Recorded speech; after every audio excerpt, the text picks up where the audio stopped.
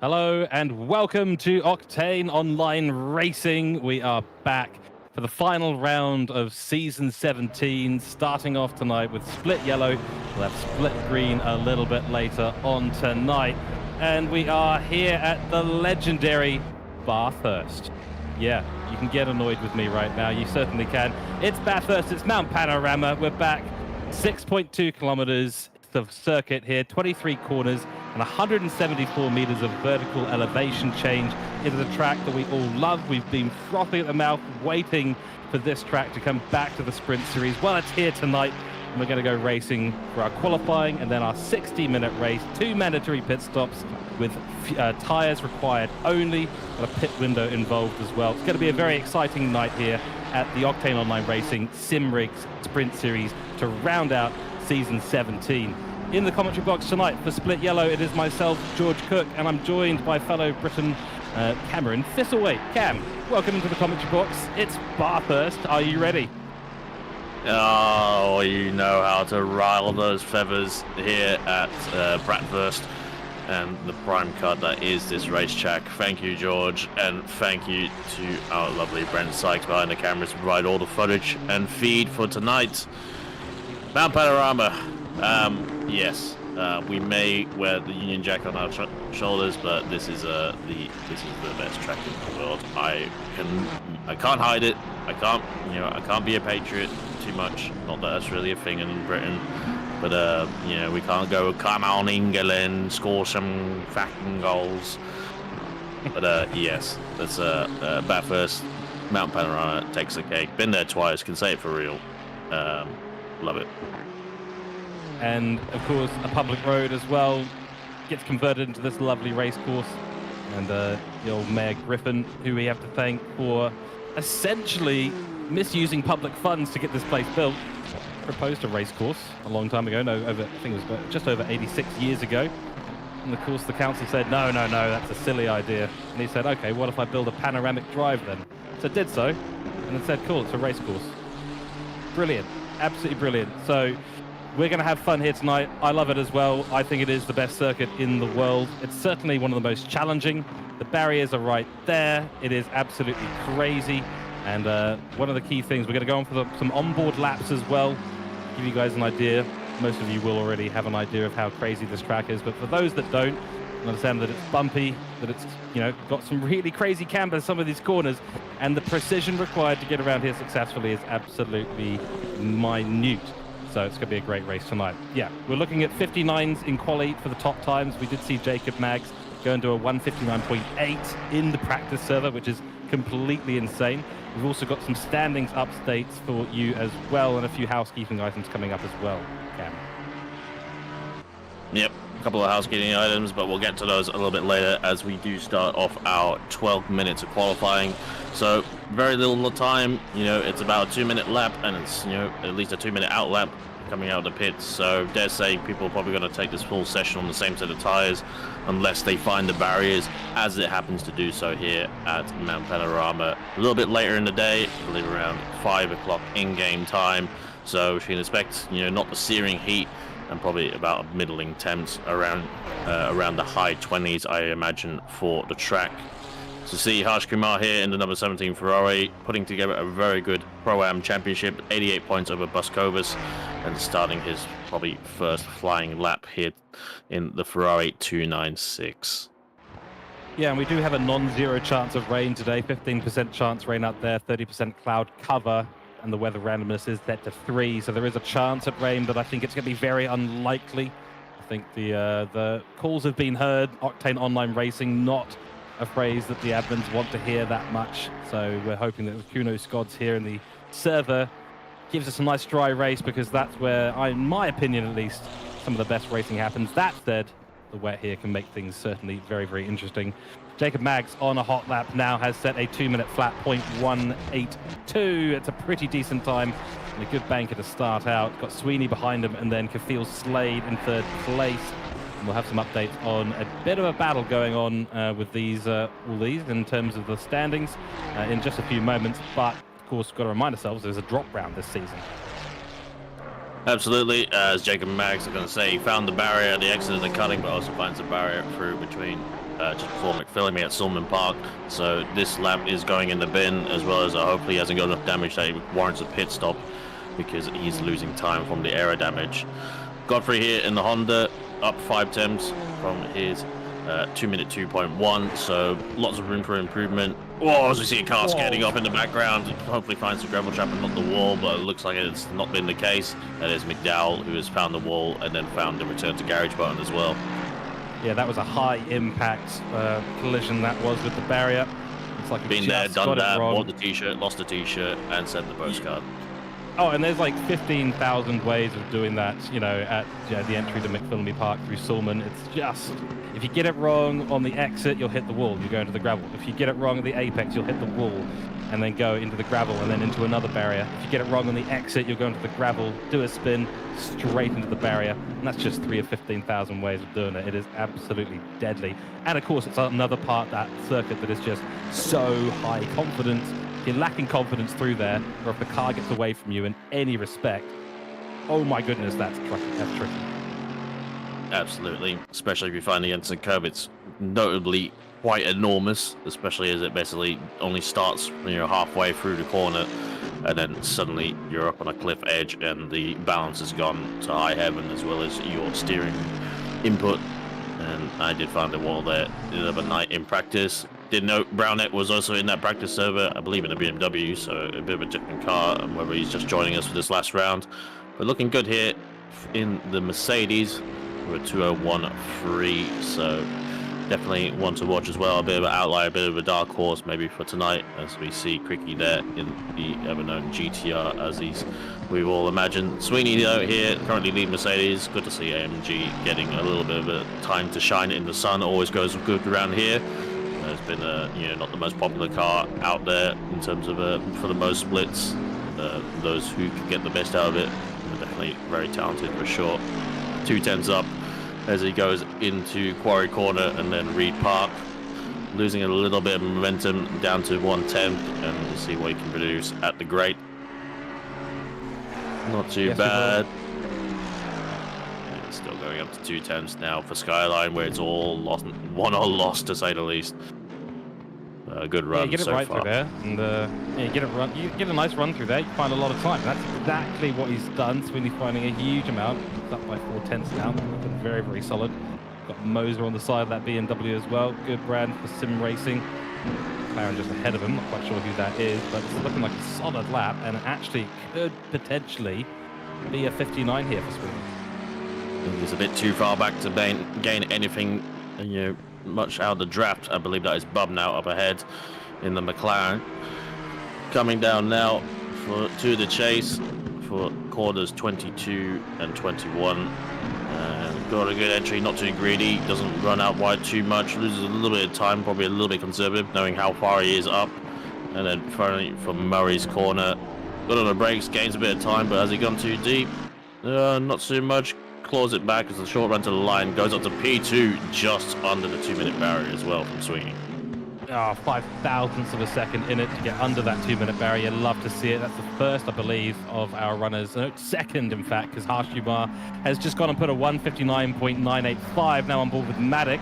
He's in the McLaren right now, the number 765. He's up by 0.3 of a second. Still a second off, getting into the 59 club there. 2-minute 0.9. That's not too bad at all. Keep an eye on the grid as more times do come in. Spinazzi and Wells resetting to the pits. Just a quick update on our standings right now in split yellow for season 17. Of course, this is the last round, so it does matter. There is a drop round, so we'll keep you updated with that as much as possible. Mitch Hobbs is almost certainly going to be winning the pro category today because he is well up on points. Matthew Spinazzi been impressing us all season long. He is probably going to win the silver category tonight. And Harsh Kumar also looking on to get a pro-am victory here today as well. Down the AM class, it looks like Glenn Taplin is still ahead, but only by 5 points. So it's going to come down to the drop round and their result tonight. Very exciting that we've got that going on. There's also a 10-point gap here. Sorry, a 1-point gap between Jacob Maggs and Matthew Spinazzi. Yes, it's between different categories, but it's only 1 point. Yep. All the kudos for that Spinazzi, I imagine, will want to take. Not had a chance at the championship with the lead that Hobbs has gotten, as along with his potential drop round, puts him well out of reach of being beaten tonight. But yes, Spinazzi will probably be looking to take that number 2 slot. But Ferrari's looking good here, and it's a little bit worrying when the Ferrari is as good in qualifying, this good in qualifying, I should say, because we know how good of a race car it is. Conservative on fuel, good on tires, good on brakes. It's a very good package all round. Yeah, and of course, that means if you do need to run a little bit less fuel, the car will be a little bit lighter. You don't have any requirements to refuel in the pits. Yes, 2 mandatory pit stops, but it's only for tires. So you can basically just go for a full tank at the beginning of the race and then basically not worry about it. We're on board with Mitch Hobbs right now. Down Skyline we go. Second up on his time at the moment. That's expected because his best time there is a 2:01.1. Into the dipper. Looks like a good line through there. Picking up a little bit of time, losing on an exit though.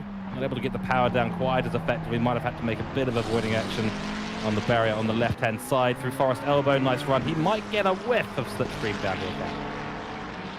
Very much so, but that car ahead is for position. I believe it might be one of the Taplins. And yes, that car is for position.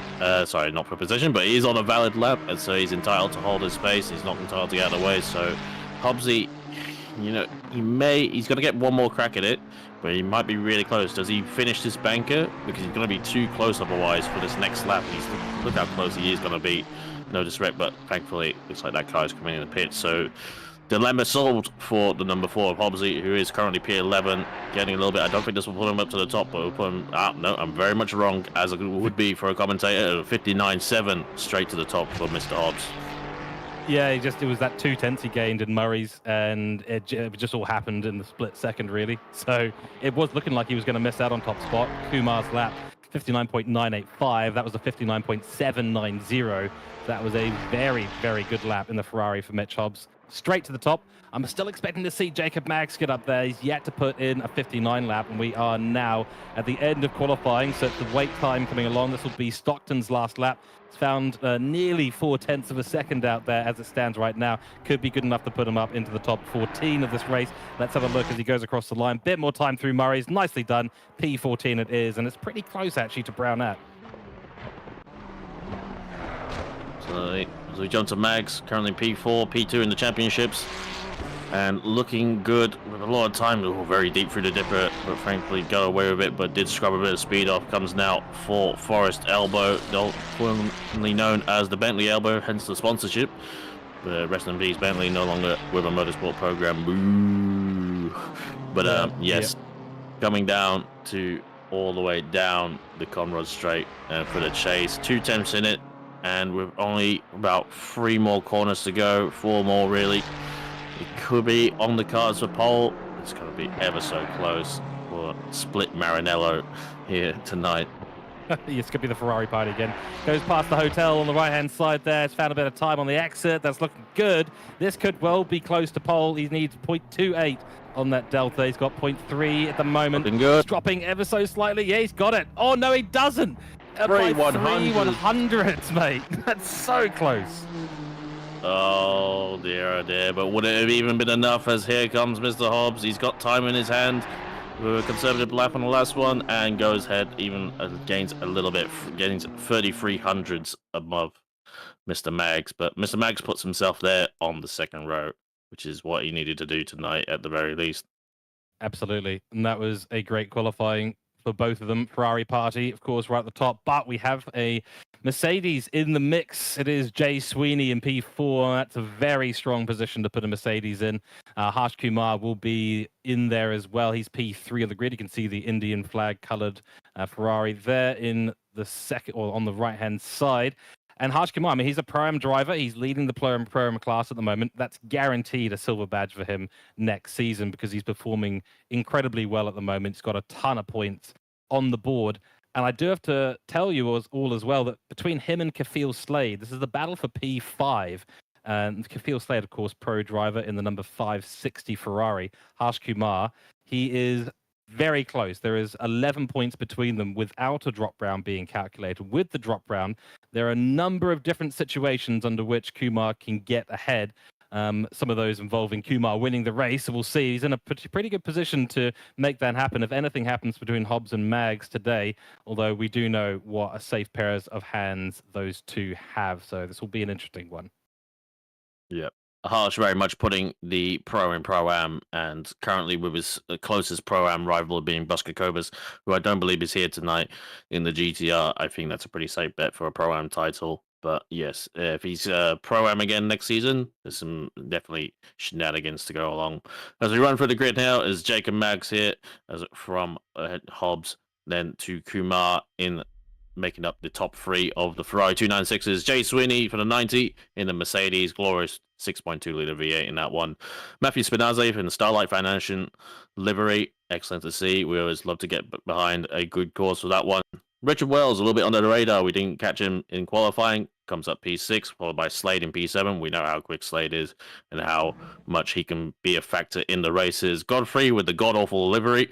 And coming up into P8, Maddox in the P9, heading up the top McLaren. Hit quite hard with the BOP is the McLaren round here, but definitely one to watch. Spence makes up the top 10 in the second McLaren to make up this sort of quartet of McLarens that we got from P9 to P12.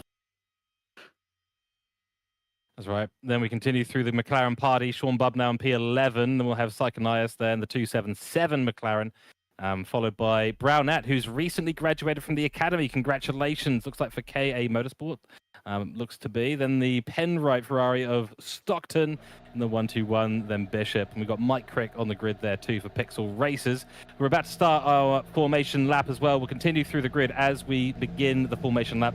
Quite a long lap to get through, of course. Here's McDowell, who had that big crash at the Silman Park at the top of the hill. He's on the same part of the grid as Starkey here in the number 60 McLaren.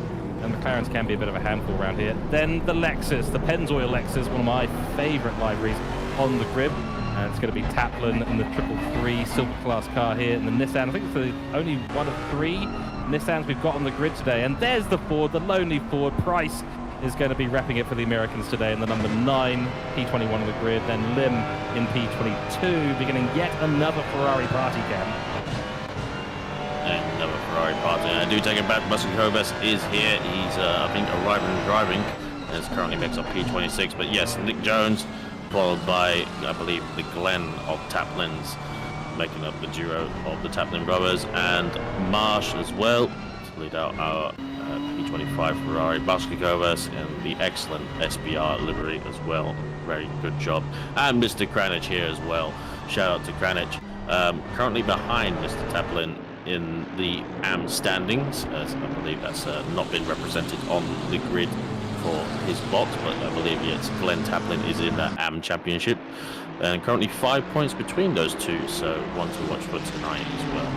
Yeah, it certainly is. So while we're going for our formation lap, let's get a couple of housekeeping items out of the way, because we know this race coming up is going to be very exciting, especially with 2 stops on the horizon. Weather looks good out there right now. Of course, it is the Simrigs Sprint Series, folks, so check out simrigs.com. They're sponsoring our Sprint Series here at Octane Online Racing. And if you are a Patreon of Octane Online Racing, you do get a 5% discount on the website, so do consider supporting us in the background. There's a lot of hard work that goes into what you see, all the races organised in the league. That is absolutely one of the best, in fact, the best community in ACC, Oceania, and the world, in my opinion. Nonetheless, we will see what happens with this race today. 60 minutes out there is going to be very, very exciting. And of course, we do have more series coming up. We're going to have a break after this. There'll be some community series that will be put in place to sort of, you know, weather the gap between the series, but there will be sign-ups coming up for season 18 of the Sprint Series in about a week or so. And then, of course, Misano beginning in another couple of weeks from that to continue our Italian Job series, which is going to be exciting. So the Endurance Series in full swing right now. Looking forward to that very much. And Cam, over to you, because we're going to be getting started very, very soon. Yep, they'll be calling double file. Oh, there we go. Right on cue. That as was Mr. perfect. Perfect. No weaving, although you can still weave, although they'll take a dim view of it. Illegal. Very much against the rules in the real life series and for our series as well. No more tire warming or weaving after double file has been called. But yes, excellent job.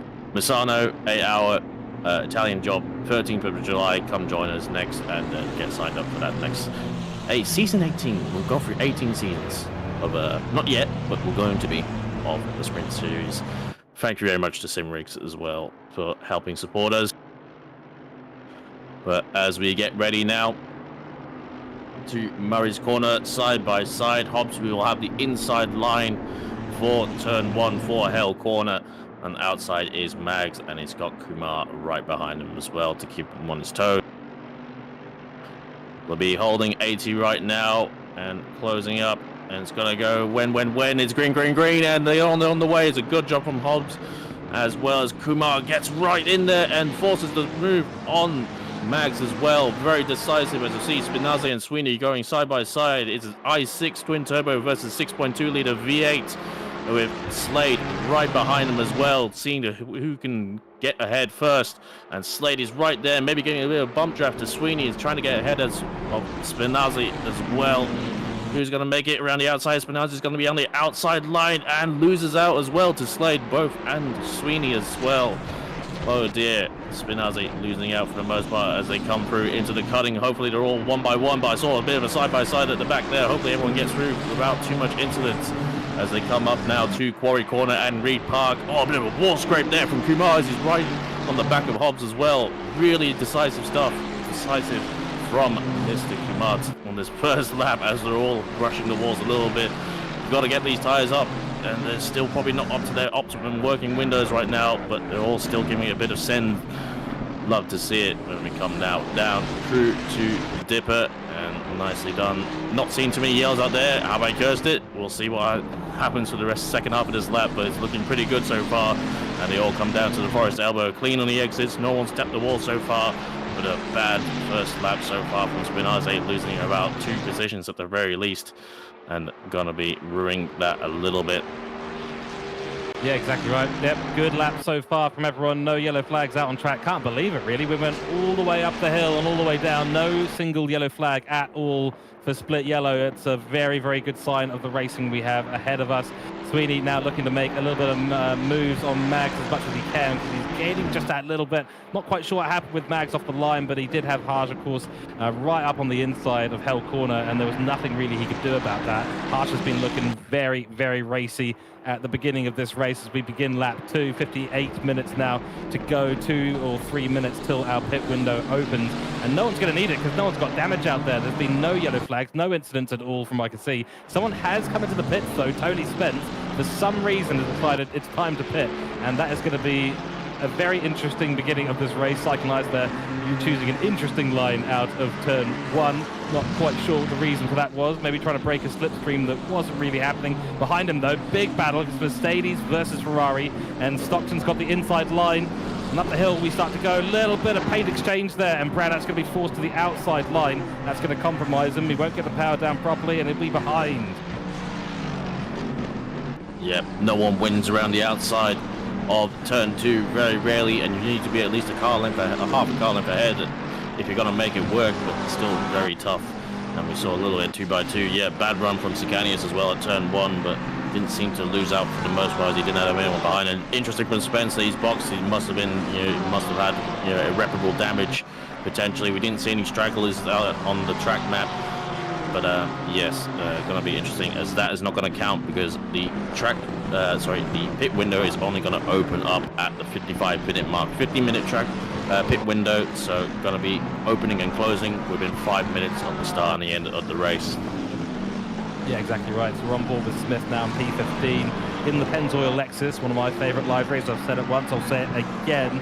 But nonetheless, he's sort of in a bit of a doldrums right now, stuck between 2 cars. Got McDowell just behind. I'm looking through the grid right now. I'm just going to call out a few of the position changes. Mags down by 1 position, Harsh up by 1 position, Kafil Slade up by 2, Spinaze and Wells down by 1 apiece, Maddox down by 1. Sean Bubnow's had a great start in this race in the 165. McLaren, he's up by 2 positions already. And then Dylan Smith down on P15, who we were just on board with, up 4 positions. Riley Price up 4 positions. Now looking at Mike Crick, he's in the GTR for Pixel Races. Love to see this livery, love to see this man. He is always out there putting his car in the right places. And nonetheless, he will continue currently in P18. Yeah, excellent job there done by our resident Quickie as well. Up into Pro-Am from the AM last season, and looking at the back of Price. Price looking a little bit squirrely on the exit of the last corner, last lap around, but we'll see what he can produce. Only 1 Mustang in this split, and dare say wait around for split green. after this one, because I think we're going to see a few more Mustangs and dare say maybe up towards the pointy end of the grid as well. It's going to be one a little bit foreboding for what those Ford Coyote V8s can produce. Maddox here, stuck behind Bubnout, lost the position to Bubnout since the start. You did qualify ahead of him. Bubnout there with lead honours for the Woking squad. Yeah, exactly right. Through Sulman Park we go into McPhillamy. Looks like a nice line there. The McLaren can feel very, very on edge through this section here. Of course, MR car's not really the best down through Skyline and the Dipper. Always really, really awkward because the rear end just wants to release itself and take you for a bit of a spin. Any little application of brakes, especially at the wrong time, it's going to send you into a very, very nasty position, let's put it that way. I've been there a fair share myself. Maddox handling that beautifully as expected there in the MDX Hornet. 765, P10 currently for him. Looking back up towards the top, Sweeney still on the back of Mags, but no real progress made so far. Yep, Sweeney hoping to get as much of the slipstream as he can from the Ferrari. Ferrari doing not too bad here. I think it was infamously had good top end. Whether that is still the case, well, that's one of the pros to say the least. But Ferrari is pretty good down the straights, very slippery as well. Just going to say every car gets a good boost coming down the hill, but see Kumar there currently with the fastest lap as well, giving no quarter to Mr. Hobbs. Really a real statement of intent here from Kumar. Might have to get a pro promotion at this rate. You know, you're gonna go this good at the end of the season. Don't be surprised when they slap that white tag on you. Yeah, too right. I mean, that lap there was a 59.930. So he has gone and set a 59 in the race. So he is full quali spec right now. I get the feeling he might be running a little bit of a lower fuel spec than Hobbs for potentially. It is the mandatory pit stop is only required that you do tyres. So I would have imagined that the primary or the most common way of thinking about that would just be go full tank, and then I just worry about tyres in the pits. Nah, you wouldn't take fuel because you can refuel during the tyre stop. So you take the least amount of fuel you take to do your next stop. So I dare say they'll all be on at least 40 litres or less from the start, if my understanding is correct, because you can refuel and tyres are going to take 30 seconds regardless of what you do, and you can always refuel. You can refuel about 5 cars worth in the time that takes to change a set of tyres. Not actually. Yeah, that's a good point actually. Yep, didn't really think that one through, did I? We have Mull in the chat, and actually we haven't said hi in the chat, have we, Cam? Hi chat. Hello, welcome chat. in on YouTube and Twitch. Yeah, lovely to have you all in here. And also great to see Mull in here today as well. Hope you are doing well, sir. And you're here to watch the final round at Bathurst. Yeah, I tried to stop myself from saying all that, yeah. Yes, the panorama of a mountain, and let's say, but yes, I hope everyone out there is doing well, staying warm, staying safe, doing what they need to. Those who are recovering, shout out as well to not only Mr. Alexander, but also to Mr. Muller as well. On everyone on Deep Road Recovery, he's probably sick of us saying it by now, but we all are still thinking of you. And until you're back here behind the mic, we've got to keep mentioning it. Absolutely right. And so we're looking on board with McDonald there, now switching to Sweeney. Still no progress really being made, but Kumar is in. So, okay, so the pit window is open. Kumar has said, right, time to throw out a set of tyres and let's get some clean air. That, to my eyes, is a sensible thing to be doing, especially with the pace that he's showing out there at the moment. But Mitch Hobbs did get an answer back in with a 59.822.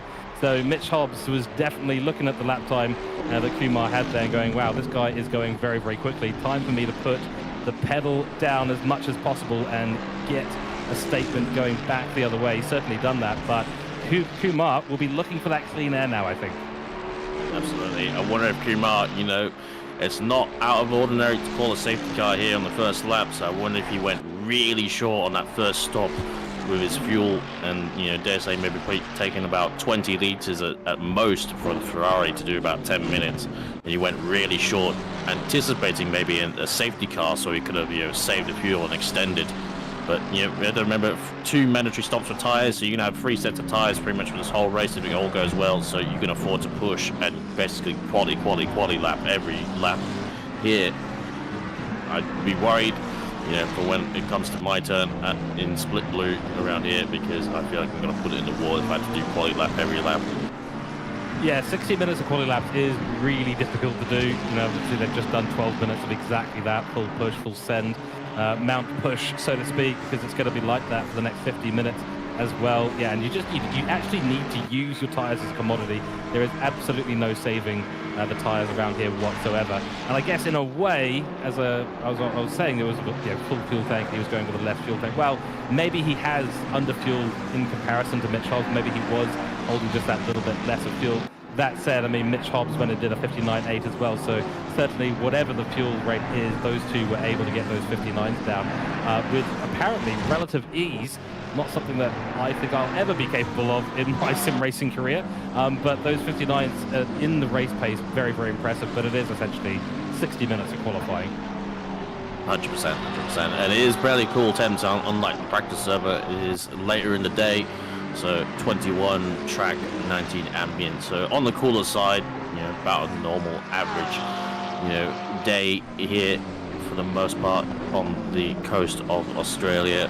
And yes, I have to say, you know, Kumar might be ruining that. Maybe he did take a quality setup, but to be honest here, with this kind of race and taking tires this much, you know, even a quality setup, you know, you don't have to necessarily open the ducts up more for a race setup. You know, you got the two dropping long straights to cool down everything, and you can get away with pretty much running a quality setup. Obviously, minus barring the fuel disparity as well, of taking how long you need to do a stint. And you're pretty much only going to be fuel for 20 minutes if you optimally get this strategy right. Sweeney here still on the back of Mags, doing everything he possibly can. And you know, the AMG, it's a little bit of a shadow over itself, and especially with the old previous gen, it used to be a bit of a rocket ship in a straight line, but now it's older, it's a bit fatter, a bit heavier, its engine's been detuned a little bit, and it's a little bit more draggy down the straight. So even in the draft, he's getting closer, but it's just not enough in time. You know, the Ferrari, good down the straights as well, gets a good exit as well out of Forest Elbow with the excellent TC systems that it has. And he gets close, but it's going to be a lot to ask from Sweeney to get, you know, to make the move done.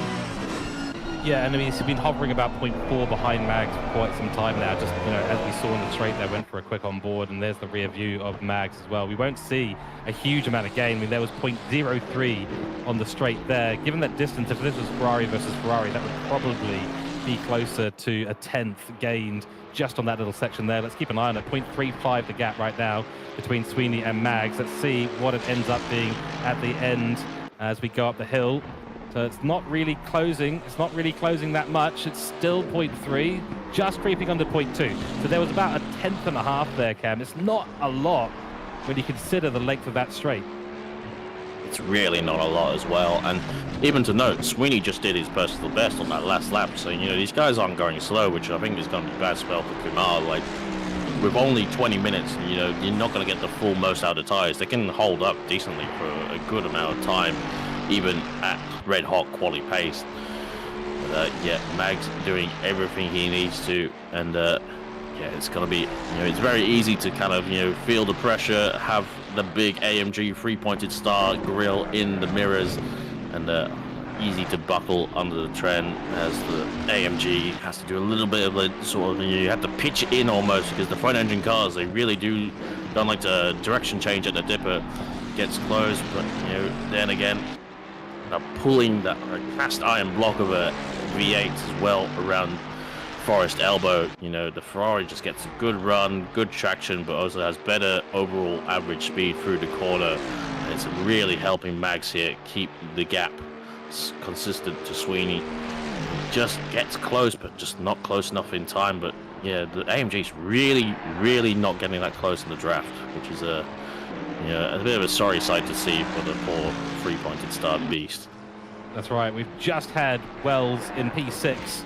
That's the number 24 Ferrari. He's picked up a 5-second penalty, so must have had a bit of contact with someone out there. Might have been Godfrey, who's just sitting behind him. Might have been Spinazzi ahead of him. We're not 100% sure. We'll see if we can confirm that. But yeah, I mean, the Ferrari is just got such good apex speed through this corner. It's got really good turning, and then it's got a good ability to power away as well. Those rapid downshifts just gives it an extra 5 or 10 meters it can take into a braking zone. And then with a good bit of front end grip, just turns in a bit cleaner than maybe the AMG does, and then the power down. So it's just keeping the gap at bay, and really Mags is going to end up having to make a mistake for Sweeney to make his way past. I will also note that Mitch Hobbs, his last lap was a 59.6. He's currently invalidated this lap. He's down by 0.6 of a second. So something's happened to Mags. Not a major issue by the looks of it. He might be holding a bit of damage, though, depending on what's happened. This might be good news for Harsh Kumar, but Harsh Kumar is now right on the back of Glenn Taplin. So we had about 18 seconds or so. The gap when he came out of the pits, that's already reduced by about 15 seconds. And unfortunately for him, though, his best 159.9, currently running in the 201.3. So he is put on, I think, probably maybe a bit more fuel than he may have needed to, but this is going to be an extended stint for him now on this regardless because of that early pit stop. Yep, 201 still, a decently quick time, but the relative scheme of who he's fighting with up at the tippity top of the field, definitely massive. That's a 2-second deficit essentially. He's just lost on that last lap, give or take, to Hobbs, and that's gonna poise him to be probably pretty close to Sweeney and Mags as well, for certain. Did notice there was a brief yellow around the time that I'd say Mags had the issue, and I think if I was to guesstimate, he probably had a moment at turn 1, which is probably why he lost 6/10 already by the time we clocked it. Obviously, any error at turn 1, Hell's Corner, you just carry that all the way up Mountain Straight. Exactly, yeah. I mean, if you lose 0.7 and you're over the hill, you've almost certainly gone into a barrier. But yeah, on Hell Corner, if you lose 0.7, well, yeah, probably just dipped a couple of tyres of gravel on the exit and just lost that pace. Because it is a hard corner to get absolutely right. Never feels like, at least for me, it never feels like I get it completely correct. There is McDowell going into the pits. He nearly had a moment going into the rear of Sakanius there at Forest Elbow. Did manage to get out of that one, luckily. In fact, I don't think that was Sakanius. That was, in fact, Bishop that he nearly went into the back of. So was behind Bishop just before he came into the pits. So we'll be going for, I don't know, probably a slightly early pit stop relative to the 2020 strategy that we're sort of predicting will be happening. But nonetheless, it is going to be an appropriate time for most of these drivers to come into the pits in the next 3 to 4 minutes. And we may even see the likes of Mitch Hobbs come in as well. That last lap from him was a 2:08. He's now on about halfway through a lap as it is right now. Gap between Mags and Sweeney still the same, and then Kafil Slade about 3 seconds down the road from that battle. Absolutely, just a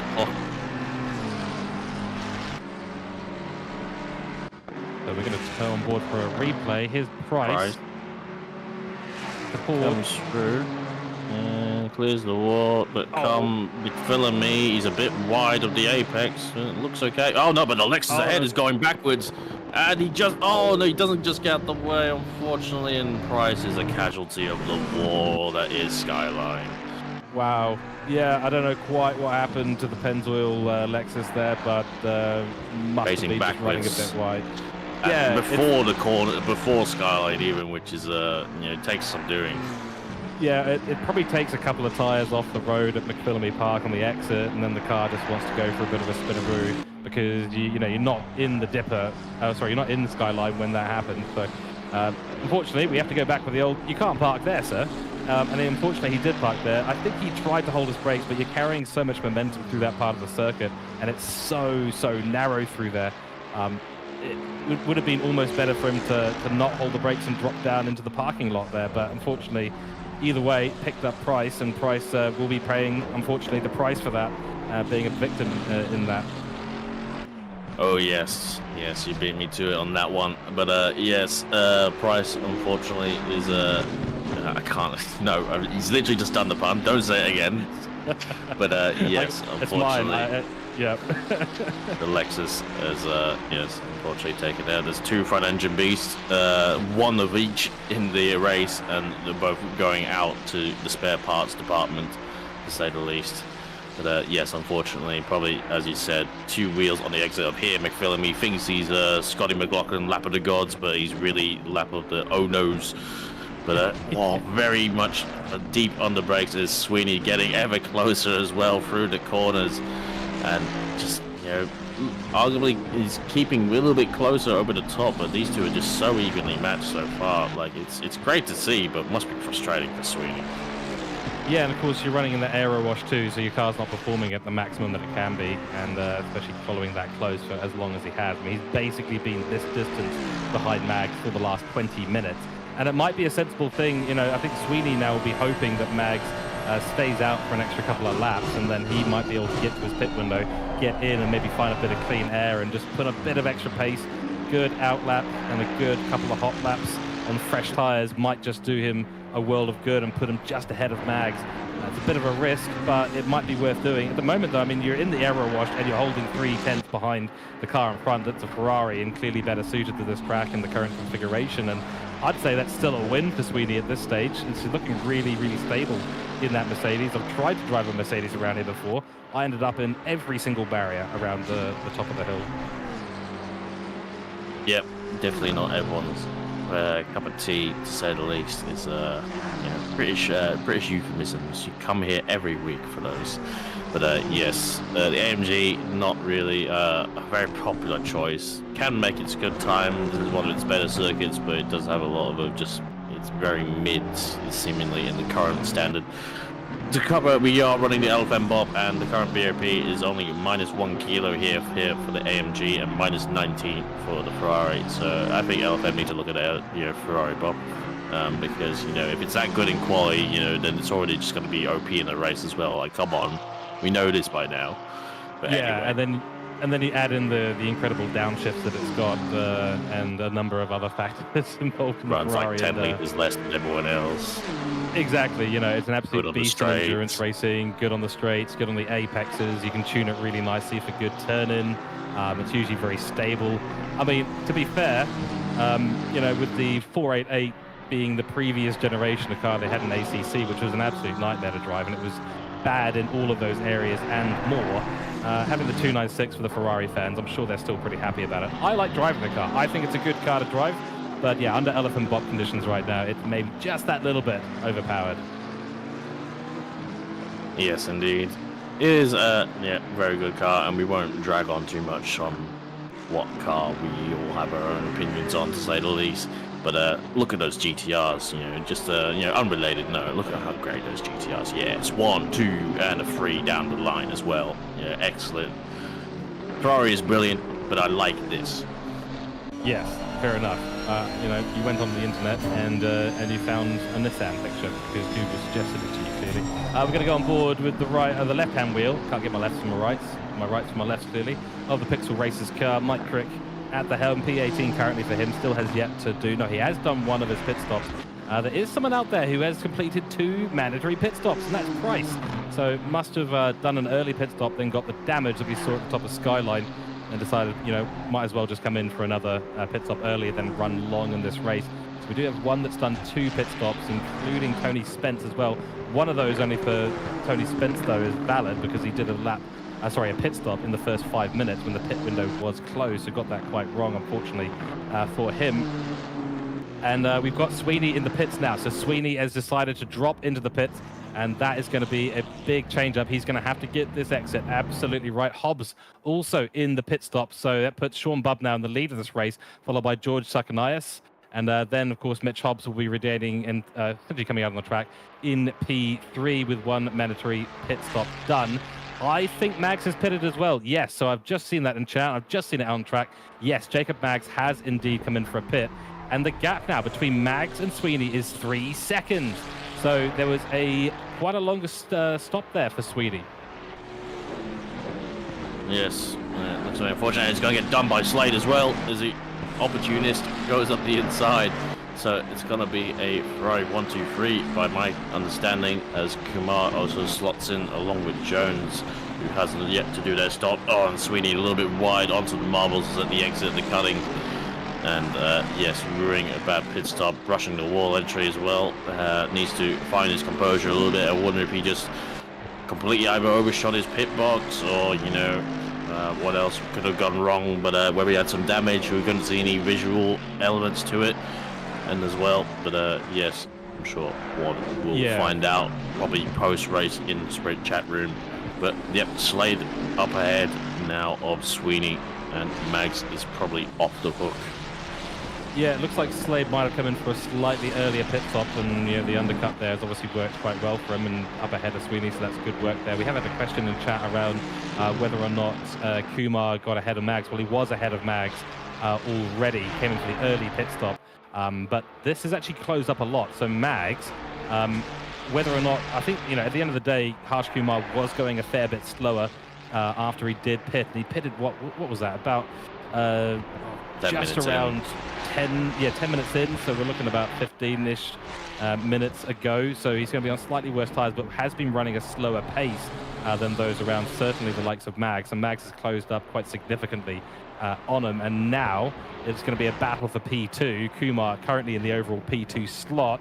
We'll say P4 there at the moment because we've still got Sean Bubb now and Suckanai sticking with the pits, and they have just done that, so that will put Hobbs back up into the lead of this race. Harsh Kumar in P2, closely followed by Jacob Maggs and Kafil Slade 3 seconds down the road, followed by Jay Sweeney, who's lost out massively, and it could be a million things that's gone wrong in that pit stop, Cam. I mean, it could have been extra fuel that he put in, which would be very unlikely, but more likely just a bit of a shift in the pit box, and that's so unfortunate because he's been on the back of Mag for so long, now got a lot of work to do in this race.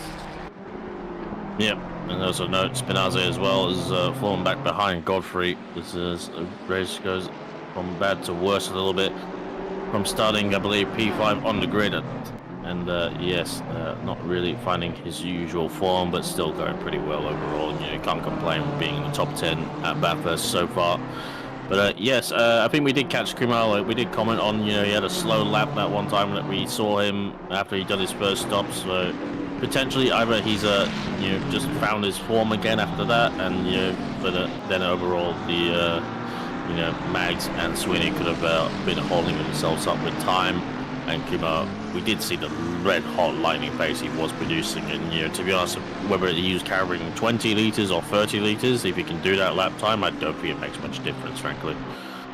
No, I mean, what you need here is consistency, and track position is really important, and unfortunately the early pit stop there has not really worked out for him in this case. We have had a stop go 30 be picked up by Sean Bubb now, currently in P12. He's just ahead of this battle right now. We're on board with John Stockton in the Penrite Fire and Ice Racing livery. Love to see it, absolutely love to see it. But Bubb now, I'm not quite sure what that was. It must have been a speeding in the pit lane, surely. I don't think we've seen an incident big enough to warrant a stop go 30 by the stewards. Surely not.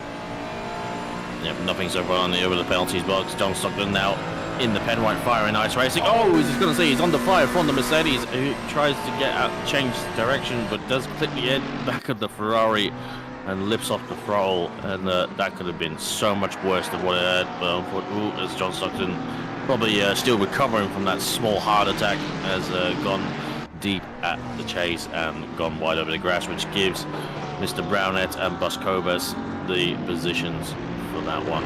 Oh dear, oh dear. Right. That was a bit of a scary moment there, and I can imagine that would put you slightly off, and you'd be looking very much in the rear view mirror. Just a couple of meters he would have missed that braking zone by. Tried to get it turned in, but the car would not grip, and it just started to slide, and suddenly found himself out on the grass, which is just not a lot of fun. At least it was a pretty safe rejoin for the most part, nice and controlled, which is good. Here's a move. It is Buscovitz versus Brownette. Buscovitz in the GTR. Going to be taking the inside line up towards Griffin's Bend. I think he'll probably have it. Mercedes going to try around the outside. That's very brave. No grip out there. And unfortunately, we'll lose the position. Brownette, a graduate from the Academy Series, now here in the 619 car.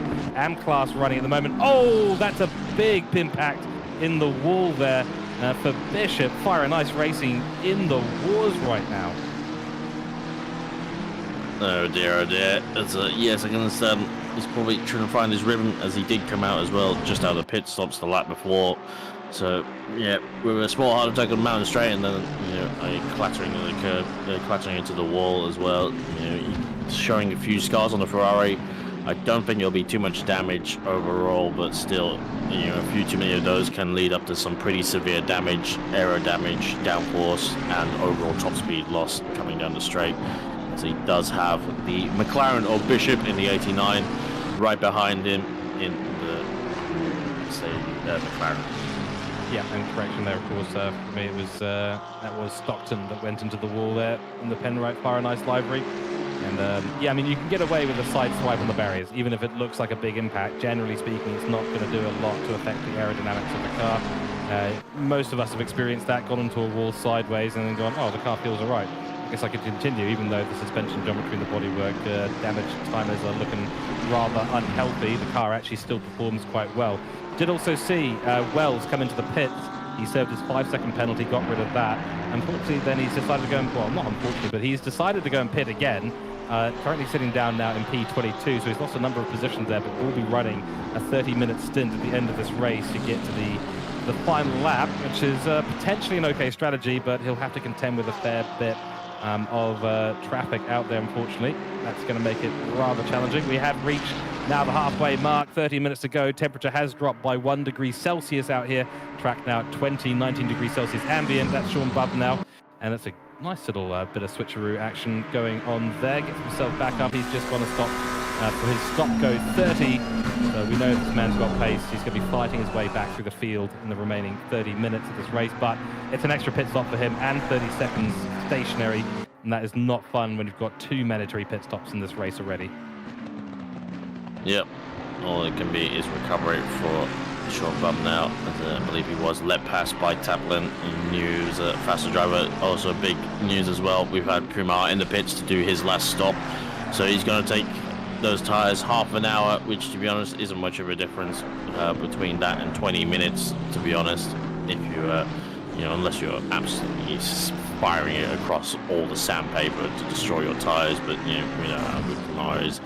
Half an hour versus 20-minute stint, I think he'll do just fine. It'll be interesting to come out and see where he comes out relative to everyone else come the end.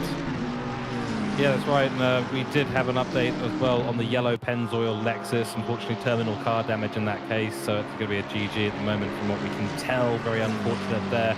But Lexus and Bathurst, well, that is an interesting combination, a brave combination. Tony Spence has just triggered a yellow flag out on circuit, and not quite sure where that was from, but I don't think it's gone particularly well for him. We've got a move here. Sweeney on Kafil Slade. This is an important one. Can Sweeney do it around the outside again? No grip out there.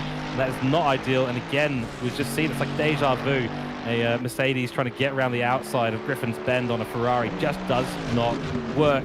And unfortunately, he'll have to go again. But this is very, very close. Sweeney's obviously got the pace at the moment in that Mercedes, but this is hurting his battle with Mags a massive amount, because they are now 5 seconds behind Mags, who is just getting out to a nice, comfortable place in the doldrums. No one to worry about whatsoever. And another 8.5 seconds up from Mags to Hobbs.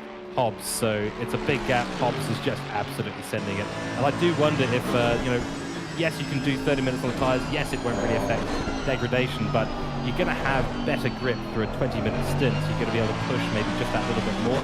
So this is going to have to be a very, very fast stint from Kumar if he's going to make up the position that he needs to. Because I think at this point, with the speed that Mags is going, Mags has probably got him at this stage. Absolutely. We'll keep an eye on it, and we'll see what he can produce. I was going to say, Sweeney here looks a little bit closer to Slade than he was to Mags. He's in the draft. He's pulled out alongside, hits the wall of air as well, and isn't going much quicker, kind of stabilizing around the outside. Slade goes to the inside, but then goes back to the racing line to cover off Mr. Sweeney as well. And I think Sweeney knows he's probably got the ability and the speed here to get past for sure ahead of Slade. It looks a little bit more surefire of when it's gonna happen over when his experience with Mags. But we'll see how Slade can respond, because the AMG is really on his back bumper ever so. We'll see what they can do come the mountain straight. It's definitely a lot closer than he was to Mags, and therefore every little bit he is closer to the underside of that Ferrari, the more powerful that slipstream effect comes. It's getting closer, but Chapter 1, Verse 1 is defending inside into Turn 2, but Sweeney wasn't even alongside as well, so you didn't have to worry so much about it. Oh, was that a little bit of a wall graze there? Field Slade does look like it might have been just a small tap, not going to really affect him too much. And it's as close as it was. I was really excited there on Conrad Straight, because I thought we were going to see the Mercedes on power alone with a little bit of slipstream get past the Ferrari. Unfortunately, not going to happen that time out, and probably not going to happen the next time either. And it's just this eternal battle. I almost feel a little bit sorry for Sweeney in the Mercedes. He's got good pace out there, but he's been following Ferraris all race long. keeps getting within 0.2 of a second of them, and then just can't find a way past. I mean, that's got to be one of the most frustrating things out there when you know that you've got good pace, and especially in the car in front can't keep himself out of the barriers. Indeed. Hopefully Sweeney keeps his head. You know, he lost out in the pit stop, but hopefully he won't lose out. He hasn't lost his head, and he's still going strong out there, willing to close down on Slade. I was going to say last lap, I think he was too close to Slade coming the exit of Forest Elbow, which means he had to pull out the draft fairly early, but here he's far enough back and he might be able to catch him at the right time. Closing, but is he going to be close enough? They're already at the braking zone. No, they're still at least a car length away and has to fall in. Yep. Too close, too far away. You know, what can you do if you are Mr. Sweeney? Yeah, you're waiting. That cigar's waiting for you somewhere out on track, but it's not waiting for him right now, and you'll just have to wait because patience really is a virtue at a place like this. It's full send. This is why it's such a dilemma and such a brilliant place to come racing. It's got, you know, everything that you'd want, but you also have to be so patient, so disciplined, and so composed throughout a lap like this. I mean, we saw that potential opportunity there, you know, into Griffin's Bend. Choosing the outside, so many people end up doing that because, you know, when you get a car defending the inside line, well, that's basically it. That's the corner sealed up. There is so little grip, and it's one of those magical things. We can do an overtake. Oh, this is a big send by Stan Buskovitz. That is way too much. He has eaten way too much of that curb and the corner. It was very, very optimistic on McDowell there, who's now going to be under pressure from Stockton. Going to lose the inside line of the held corner. Buskovitz, that was just a bit too much there, mate. Just a little bit too much. I mean, sometimes you've got to take the opportunities. That was a bit too much of a bite, though. Yeah. We'll see. Maybe a potential replay, but yeah, Buskovitz maybe a little bit too hot. Sniffing for a move that may not have been there, and, you know, while he was looking for it, may have missed his braking zone and unfortunately clattered the curb and then clattered it to the side of the Porsche as well, which is giving it a little bit more extra damage. I was going to say Stockton did pounce on it, but went a little bit too deep into Hell's corner, and McDowell has taken the place back as well with enough power just about in the flat six, while he goes really sideways on the exit of the cutting. But, you know, it's very hard to pass. If you can't pass it, you know, Conrad, you definitely can't pass here, that's for sure. No, exactly. Please do not try passing unless someone's made a major mistake and you're essentially avoiding an accident. Please do not try pass up and down the hill. Essentially, it's a no-go zone for overtaking. McDowell's looking a little bit slippy and sidey in that Porsche at the moment. It's definitely trying to kill him right now. And with that damage, it's certainly not going to be helping. Stockton can't really keep onto the rear of him up the hill and down now. So he's got a little bit more of a gap there, a little bit of a wisp. Do you see a yellow flag out there? I think we did lose Bishop because he's yellow flagged at the moment. Not quite sure where that's happened. It's happened at Skyline. It's happened at Skyline. There's a car facing very much the wrong way at Skyline, and Bishop is just reversing back into the gap there. I don't know quite where he's binned it. Oh, it's the very optimistic three-point turn. Coming. Stop! Oh my goodness! Oh, and not sure who that was. We need to find out who that car was. We need to find out who that car was who came through, because they recognized the yellow flag and got going. Bishop is showing you the lights there as well. Wow, he's made a huge mistake somewhere into Skyline, and it's gone all wrong. He's had to back himself down towards the dipper, and that is just the worst place to be sideways. Yeah. As we go to the replay here, Buskovitz on the back of McDowell, so he's about a car length behind right now, so not really close enough to make a move, and I think he's just going to get tunnel visioned in. He's too late on the brakes. Yep, he knows it. He tries to get out of it, doesn't go into the car, almost. But yes, unfortunately, McDowell did had to try and make the corner at some point. Did have to turn in, but yeah, unfortunate there from Buskovitz. And is now in the pits, along with McDowell as well. I was going to say McDowell's car looked pretty sketchy out there and probably needed a new set of you know, body panels and tires. Might as well get that last mandatory stop out of the way. So we cut back to Sweeney and Slade, Morecambe and Wise pretty much going on at it a little bit further behind. Is he going to get close enough in the AMG? It's got so much drag. Let it have some more power, please, Kurnos. But he is getting closer, but not close enough again. Ferrari versus AMG, it's like 2017 Bathurst 12 barrel over again.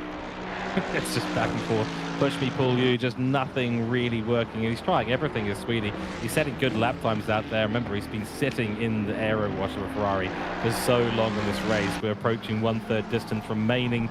I did have an update as well on Bishop.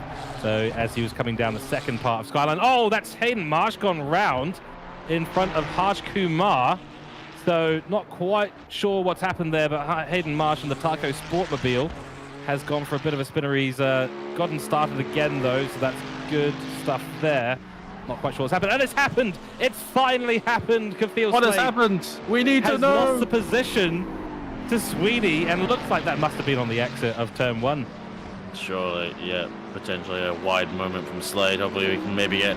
We're asking a lot for replays right now, but we need a replay of that one. We've watched Sweeney do all he possibly can for so many laps, and hopefully we can see what was the catalyst now.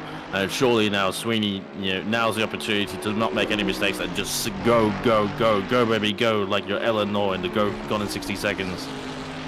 Yep, exactly. He's got to go full throttle now, try and build a gap, because that pit stop that they are all going to have to do, that final mandatory pit stop, the top 10 all yet to pit, that is coming up in rapid succession. The only one in the top 10, as we know at the moment, who has done both the mandatories is Harsh Kumar, who nearly, whether or not he was involved with that in an incident with Hayden Marsh, or whether Hayden Marsh just ended up unfortunately binning it in front of him, does seem to have gone through unscathed through there for the most part, so it won't affect him too much. Still running in the 201s though, 201.8 that last lap for Harsh Kumar, so it's not looking super quick from out there. And I think with Mags doing 2-minute .7s, that's going to put Mags well ahead of him and out of shooting distance of a P2 finish here for Harsh Kumar. So the strategy he's chosen to employ today, maybe not quite working out. A couple of extended stints there, essentially, with the shorter stint early on. And we will see, as the pit window remains open for another 13 minutes and 50 seconds. There is a couple more opportunities. Hayden Marsh in the pits, Taplin in the pits as well. Oh, wide again from Slade as well. Goes deep on the exit. As he might know, might be trying to do whatever he can to recover. Spence now chasing Bub now, and yeah, unfortunate there for Hayden Marsh. I'm going to say Hayden Marsh and Harsh Kumar, that's a brain fryer if I heard one. And here now we've got Spence as well, looking to close down on Bub now.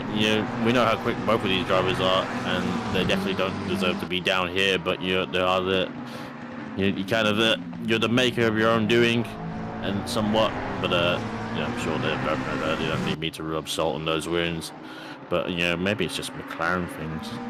No, I don't think it's no. I mean, it's McLaren's a good bit of machinery. It's just a little jumpy. Throw that grenade and take cover. Yeah, that's yeah. I mean, you're gonna get beaten up a bit for that comment, certainly by me. But there will be many that agree with you as well. So I don't know where that conversation's going to end. Blazkowicz has picked up 10 seconds of penalties. I do wonder if that was maybe related to the incident we saw earlier with Hayden Marsh. We'll see.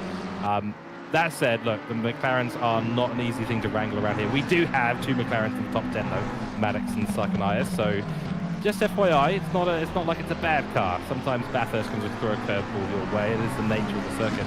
Sometimes it goes your way and sometimes it doesn't. And what you've got to do is present yourself as a cool, calm, disciplined and collected driver in a circuit like this. And if things work out, they work out. One moment of focus loss though, isn't it? I mean, any car, doesn't matter what car you're in. Oh, nearly a moment of focus loss there for Spence. Gets it wrangled back onto the track, luckily. But one little moment of focus or loss of feeling of what the car's doing underneath you, especially through Skyline and down the Dipper and the Forest Elbow. One moment that you don't concentrate on what the car is doing and where you are on circuit will cause you to have a major incident and really lose out in a race like this. Absolutely. As we see, Blazkowicz has gone a 10-second penalty for causing a collision. That was on lap 17, and pretty safe bet that's going to be for the collision we saw with McDowell. Did cost McDowell time, did cost him damage, and did cost him almost a position as well at the hands of Stockton. They have now done their stops. Looks like McDowell has elected, maybe he knows that's just bodywork damage overall on his Porsche and has elected not to fix it. There's still a little bit of scrapage on the front, but to be fair, it's on the same for Stockton as well. So behind Stockton overall on track with Brownette just behind him, and Blazkowicz still there right at the back as well, still in the 29, but with a 10-second penalty. So even if he gets past, he's got a lot of work to do to make it mean anything. Down a little bit wide there, unideally. Then coming into the dipper. Some excellent camera footage here from our broadcaster, Mr. Brent Sykes, doing an excellent job on debut for us tonight. Yeah, I do want to make a shout out for Brent. I mean, he's been dropped in at relatively short notice, but he's been given all the helping hands he needs, and what a fantastic job he's doing so far. Those intro videos as well, going past the skyline, all the tributes, all the writing on the wall there, some beautiful aerial shots as well. So a real shout out to Brent, who's our broadcaster tonight. I think it is literally his first time ever doing broadcasting at OOR, so mega job from the man in the broadcast box tonight. Usually is here in the commentary booth. With us giving, and we actually will never forget the lap that he gave us at the Nürburgring when we had the race from Mull, and it was one of the most incredible things. The lap of knowledge. The lap of knowledge, yeah, the knowledge fountain that was that lap. It was just unbelievable. So this man doing an awesome job.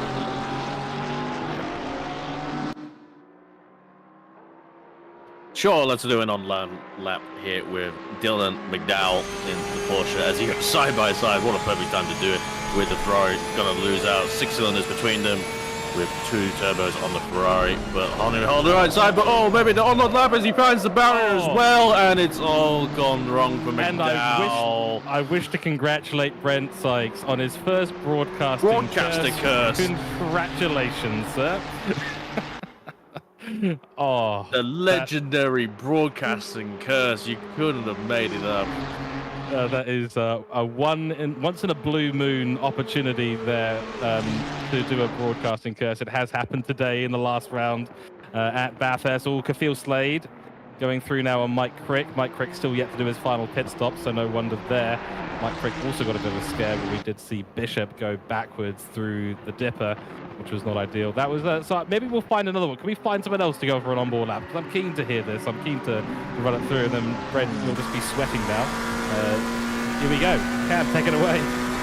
Sure thing, as hopefully we don't end up with another spare part McShenanigans into Griffin's Benz as we go on board now with Sean Bubb now following the big old white GTR of Liam Taplin. So definitely going to be an obstructed sight as they come into cutting. Gets checked up a little bit behind Taplin. Doesn't take the ideal line he would want to. And he's got Spence right behind him as well, just for good measure. Coming now through the great quarry corner. It's caught many supercars drivers out. Now pulls 5th gear now to quell the revs. And coming through Frog Hollow and then Silman Park. And now McPhillamy as well. Coming right into Skyline, right behind underneath another car. Not ideal whatsoever. Taking left, right, 2nd gear. Get it pitched in for the dipper. A lot of steering block and pulling up through 3rd, 4th, back to 3rd again for the entry into the Forest Elbow. 2nd gear as the GTR pulls away. We're a good exit from Taplin as well. And now has got the V6 Sprint Turbo singing all the way down the straights. Dare say Mr. Bubb now as he pulls 6th gear now coming up the hill, and it's not getting really the draft from the GTR being this far behind. Into the chase, clipping the inside curve, not too much, getting braked around the 150 mark, pulled down to 2nd gear, left and right again, 3rd gear pulled as well, get the traction, and coming down now from Murray's corner where it can all be thrown away if it was a quaddy lap, going a little bit wide, but a steady lap here from Mr. Bubb now as he gives way to our leader, Mr. Hobbs. There we go. That was a very good onboard lap. Thank you very much for that, Cam. Excellent stuff. And it's a quick lap. There's lots happening in succession, so it is tricky to keep up with it all, especially with the amount of information that we have about all the corners here, because it's got a circuit of history, that is for sure. We're on board now with Stockton. It's got Buskovitz behind him. So Buskovitz calls for that 10-second penalty. Absolutely right. Thank you for the correction as well earlier on. That was certainly not with the collision with Hayden Marsh. That was for the send at Murray's Bend. Murray's corner, really difficult to get right. It's deceptive because it wants you to turn in early. Is Buskovitz got the slip? GTR moves to the outside. Stockton's going to have to take the inside line here. All careful, side by side. Late on the brakes for the Ferrari, though, and that'll be back into that position for him, but runs it a bit too deep. relying too much on the mechanical grip there, didn't quite get it slowed down enough. Big send there. There's Brownette suddenly going very slow out of the corner. I think that's not quite sure why that is, because that's all for position right there. So Brownette has dropped a couple of positions on the exit of the chase and through towards Murray. So not a good exit in the run for him through that part of the circuit, and he'll have to go again. Still a good outing for the recently graduated Academy driver in Brownette. Very impressive work to be even this close to the top 10, which he was running 10th in this race. Yep, hell of a way to make your mark out there as Mr. Stan Buskovas makes 2 positions in 2 corners at the mercy of the others getting it a little bit wrong. We did see, the Penrite Ferrari deeper on the brakes going into the corner, but then couldn't get it pulled up in enough time and went for a little trip on the grass. And just perfectly judged as well from Mr. Buskovas. Didn't went around the outside and gave just enough room. Didn't leave so it's very easy to leave too much room and then compromise your own line here at in racing. But did a good job. We didn't see what happened to Brownette. Probably had a similar moment, I'd say, to Mr. Stockton if he had that much of a bad run on the short run all the way down to Murray's corner. Exactly right, and as we continue to watch the battle down here in P19, Spence got Liam Taplin and Bob now just ahead of him. It's a very close battle between these. There's only a second separating 3 cars here, P17, P18, P19. You absolutely love to see it. The track conditions continue to get cooler out there because it's heading towards 7 p.m. out on track, 19 degrees Celsius. On track now, still optimum conditions, luckily, so still put to the floor, kind of racing, and everyone's going to be going for it because we are now 9 minutes from the end of this race. And a little update from the top, Mitch Hobbs running away with things, 8 seconds the gap back to Mags, who's sitting in P2, then Jay Sweeney in P3. Yes, he got ahead of Kapil Slade, but that pit stop was not good from him. It was a good second stop. The first stop, though, cost him a lot, sitting 6 seconds behind Mags, who he was following for the first 25 minutes of this race, with a gap of only 0.3, so it's a much larger gap now, unfortunately, for them. However, Kapil Slade only 1.7 seconds behind Sweeney currently, so sitting in P4, but he's got Harsh Kumar coming up hot on his heels, only a second and a half, so there's still a good battle. Harsh Kumar's still got a chance to maybe make it up to P4, but what could have been for Harsh Kumar? It could have been a P2 in this race, but Mags and Sweeney have just launched it in front of him. Yep. Pretty much the whole field has done their mandatory stops as well, as it will close in 3 minutes and 30 seconds. Brownette still here on the back of Stockton, and dare say Buskovas. Now he's got his head screwed on and got a clear track. He's going to zip away. I'm not sure if he'll be able to pull 10 seconds in 8 minutes, though, over these two. They've definitely got a good amount of pace between them. There's a yes, and it looks like Kumar. Oh, and Sean Bubno goes wide and goes for a tank slapper and thankfully snaps the other way as he looks like he was maybe going around the outside there of Liam Taplin as he was ahead into the corner, but looked like he just started to lose the rear on the exit and went for a little bit of a trip on the grass. Yeah, I do have to admit, the Ferraris in the chase, they are, because you want to be able to brake late, you want to use that for his Ferrari downshifts to really slow the car down. And you can take an extra 5 or 10 meters into the braking zone, and if you do it deep, maybe even 20 meters. But what it does mean is that the car does just sort of get really, really loose and it starts to slide, and I wonder if that's what's happened to Bub now in that case. We're going to take a little look at the replay. So here we go, down the Conrod straight, over the hill we go, and heading down towards the chase. It's really close in the draft. The GTR is not good at the top end, and he gives it a send up the inside. There's room given. But there's a little bit of touch on as they turn in, which kind of, I think, gave a little bit of understeer to the McLaren. Yeah, tricky one. It seemed to unsettle it a little bit, didn't it? But he was already full send in there. And sorry, that is, of course, that was of course a McLaren, not a Ferrari. So I'm completely wrong once again. Ignore me, folks. Ignore me. But yeah, he just got a bit unsettled, really, and then the car just did not want to continue turning in. Dipped the tyre, and that was basically it. Hard to turn left when you get a tap on your rear right, pitching your car back towards the right side. So yeah, I'm sure that probably would have been sent to the stewards from either side. He did look kind of, Bob now was there ahead. He kind of cleared Taplin, but whether he was kind of still trying to get the car stopped on the brakes and also with the shallow line, You know, Taplin did turn in, but you know, we only saw it from one angle. They'll see it from multiple angles, and we'll, I'm sure, find out. But unfortunately, to be honest, regardless of what happens, the big loser is Mr. Bub now, unfortunately, because he did go for the small pirouette on the grass. Yeah, exactly. So here's another update as well. Stan Buskovitz in the 29 GTR, the battle that we were on board with a while back, and he said he was just going to absolutely go for it, and he has. And he's already put 4 seconds on Stockton. Stockton and Brownette now battling. That could really help him out. At the moment, I think Stockton and Brownette just need to continue racing and try to keep close to him as much as possible until right at the end, then make a move. Because right now, if they continue to do any more battling, they might find themselves falling even further behind Buskovitz, who's really on a charge right now. Stockton's got to find some pace out there to keep that gap, because right now he's sitting in P10 overall at the end of this race, whereas Buskovitz will be dropped now down towards almost outside of the top 12. He'll actually nearly be dropping behind Mike Crick as well, who's in P13. So Stockton has just got to hold on to him. 5 minutes left, so we're what? Essentially this lap plus maybe 3 others. So maybe 2 or 3 laps to go. And if he's going to drop them by 2 or 3 seconds a lap, well, that's getting very, very close is all I'll say. Absolutely. I think it's possible for Buskovitz if he really hammers it home right now, and if he's got the tyre to do so. We'll shall see, as it looks like Liam Taplin as well been done by Spence, so we've unfortunately missed that overtake at some point.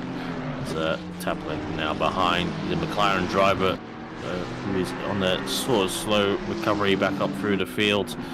Definitely, you know, to be honest, for Bathurst, I'd say it's been pretty clean split overall. You know, there's been a few black marks, but you know, for this track and you know how hard it is to overtake, you know, anywhere other than the usual spots.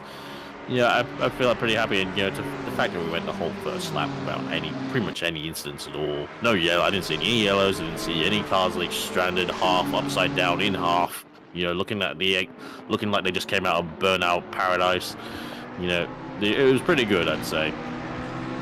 Yeah, that's right, and I have a little update as well on the battle between Kumar and Slade, just in terms of the standings throughout the season. And as it stands right now, Harsh Kumar is going to be losing out in this battle. Slade is ahead of him, even with the drop round calculated. With the drop round, there's 32 points between them, so that means that if Kumar is outside the top 3, he would need to finish 7 positions ahead of Slade. Well, right now, Slade is a position ahead of him, so that is going to be the outcome if nothing does change in the next 3.5 minutes of racing.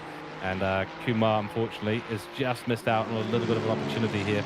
If Kumar had come P2, Slade would have needed to come P4 in order to win the battle between the two. And unfortunately, that is not the case. And I don't think Harsh has necessarily thrown away a potential P2 here. Obviously, he had the pace early on, but the strategy I don't think quite worked out for him this time.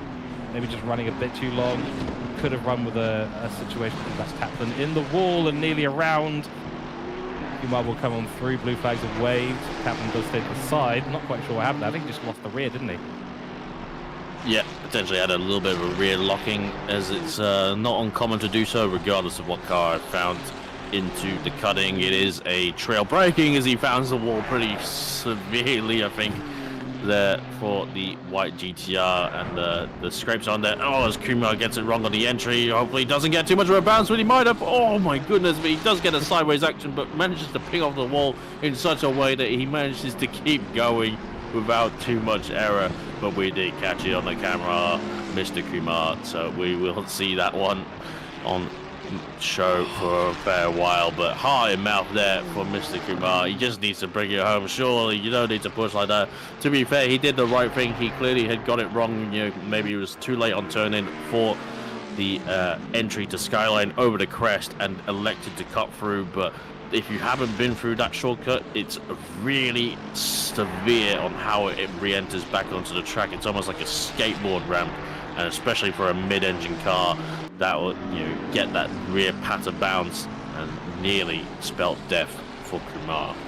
Yes, got that little lip at the end of the parking lot there, the runoff area, and it will send the rear of the car upwards. So if you're putting any kind of steering input or braking input at that point, the car is going to go around. I mean, that was an amazing catch though from Kumar. I mean, just to tap the inside part of the barrier and then to get it straightened up again just in time to go through the dipper. I mean, it's a very, very nice bit of catch there, but you know, this is all overshadowed by the fact that he had to miss Skyline, unfortunately, on that opportunity. I hope he wasn't thinking that he could get away with a speed token there, because that certainly is not the right way to do it. You're much faster going through the Skyline, and anytime you're off track here, in fact, anytime you're off racing line here, you're in trouble of putting it into a barrier. That's just the nature of Bathurst as a circuit.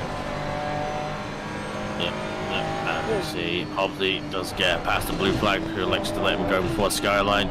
Not too bad in the grand scheme of things. There's no real good way to let a car go through here, and generally, sometimes racetracks prefer if you're gonna let them go, don't let them go over the mountain. Let them go pretty much from here, because it's gonna be the best possible scenario, gonna be the most clear scenario, as it is very tricky over the mountain with its all converging lines. But Mitch Hobbs, we haven't really much talked about him.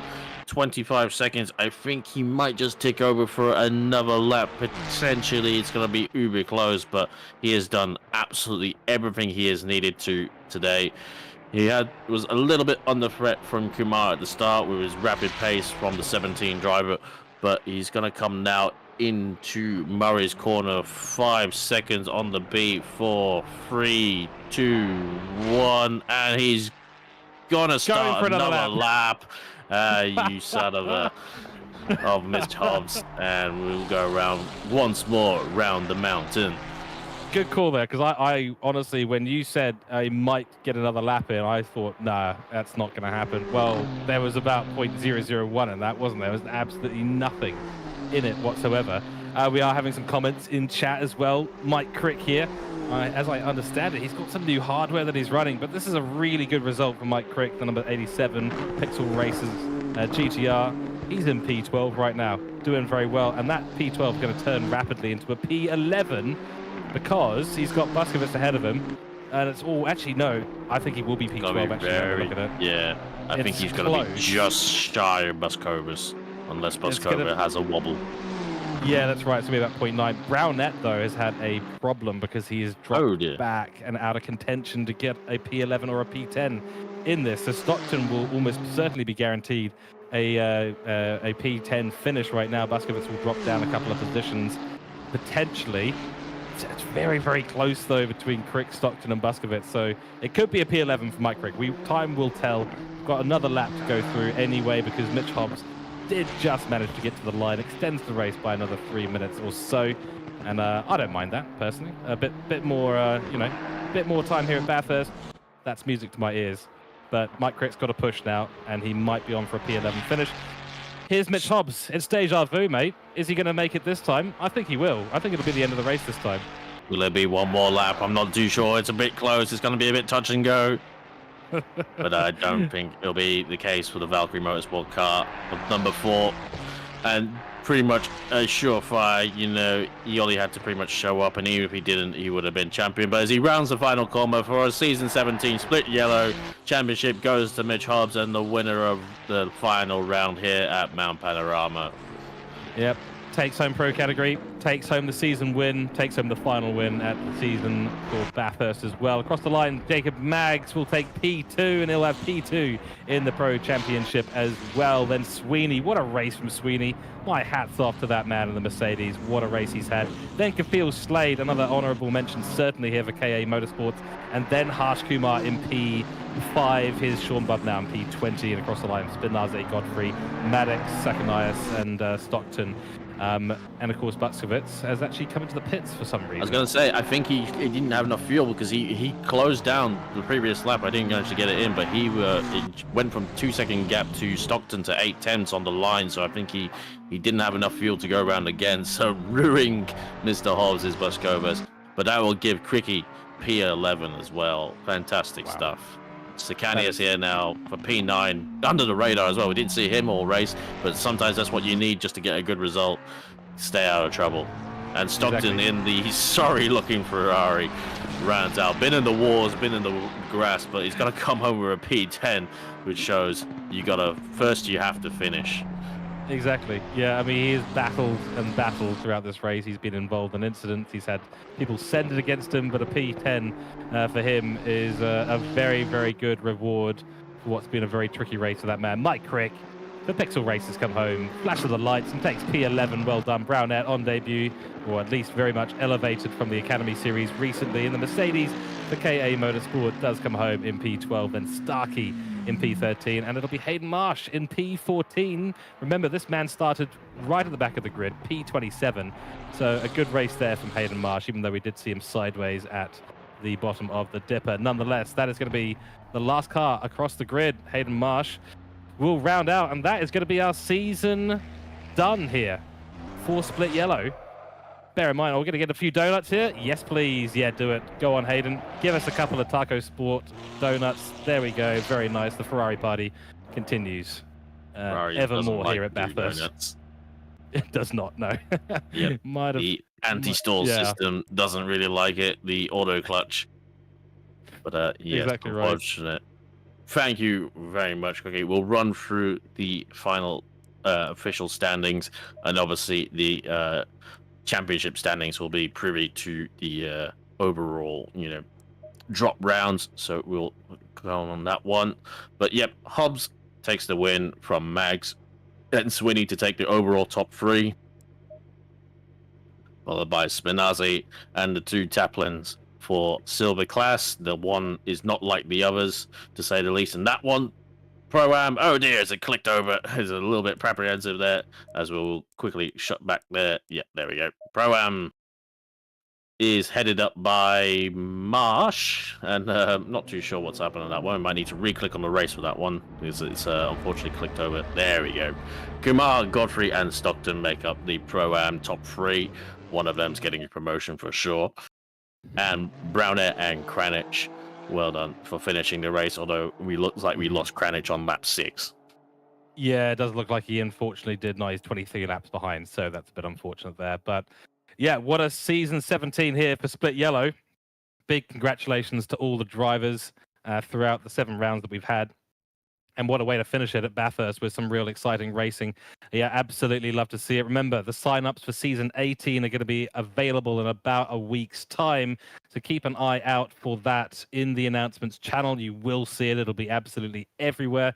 Get involved as well, because we would love to see everyone return to the grid with their brand new badges for some. It's going to be very exciting. And I think that's basically us here at Split Yellow, Cam, because we've got Split Green coming up ahead of us with Mike, Crick, Jean-Pierre Senekis, and yourself. So I think it might be time for me to say goodbye, and we'll see you all tomorrow for Split Blue when I'm back in the commentary box with Alexis Bowen. And a big shout out for myself to Brent Sykes on debut in the broadcast box. Got his first broadcast curse. You'll love to see it. I'm sure Stockton wouldn't, but nonetheless, well done, Brent. And Cam, back over to you for Split Green. Thank you very much, George.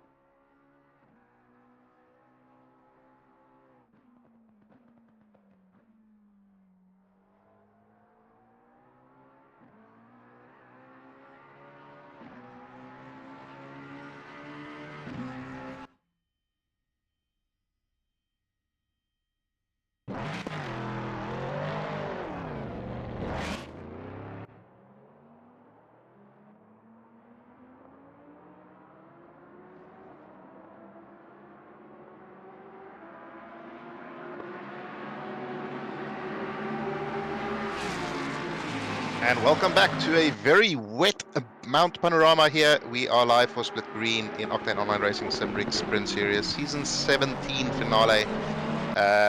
We have just had an excellent race in Split Yellow. I am Jean-Pierre Sonicus. I am joined by Cameron Thistlewaite, and we will soon be joined by Mike Crick as well. Qualifying has just started. People are on their outlaps now, and as you can see from what's happening on screen, it's mighty wet. It's the mighty mountain. This is going to be some fantastic driving, and I suspect quite a few incidents. Cameron, how do we feel about wet Mount Panorama? I love the rain in this game. I'm one of the big supporters of it. It doesn't always work in my favor when I'm driving, but yes, coming off a fully dry split, it looks like we've got maybe a fully wet qualifying at the very least, and seeing that the race session isn't too much further behind this one, it's going to be potentially a wet race as well. But we shall see. Don't want to call it too early. But yes, lovely to be here. And we already had enough content, enough racing into the Split Yellow, but let's see what Split Green can produce. Certainly, it'll be interesting to see. Everybody was very excited. Well, I should say everybody who drives a Mustang was very excited for driving around the mountain, as the Mustang is a very, very good car around here and quite fun to drive by all accounts. I don't think they are going to be quite as excited in these types of competitions. Not really the type of conditions that suits the Mustang quite as well. But it'll still be interesting to see how they go into it. We have some very, very strong drivers in the split. Connor Hind, Brad Cook, Benjamin Hignett, Moon Tafiq, Liam Hamilton, Benjamin Vinton, and Luke Johnson, just to name a few. So really looking forward to what they can do in qualifying. And as you said, it looks as though it's going to be medium, heavy-ish rain throughout the session. So this is going to be about who's best in the wet and not who can time it best in terms of track evolution. And while they are starting to set their first laps, let's just have a quick little look at the standings in Split Green here. So we do have Connor Hind, who we're currently viewing on screen. He is your championship leader, effectively your championship winner.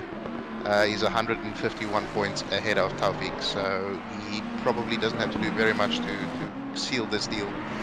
Brad Cook is in P3 at the moment, and he is about 80 or so points behind Taufik. So with the drop rounds and everything that come into effect, there's still the potential there for him to sneak up into P2 potentially.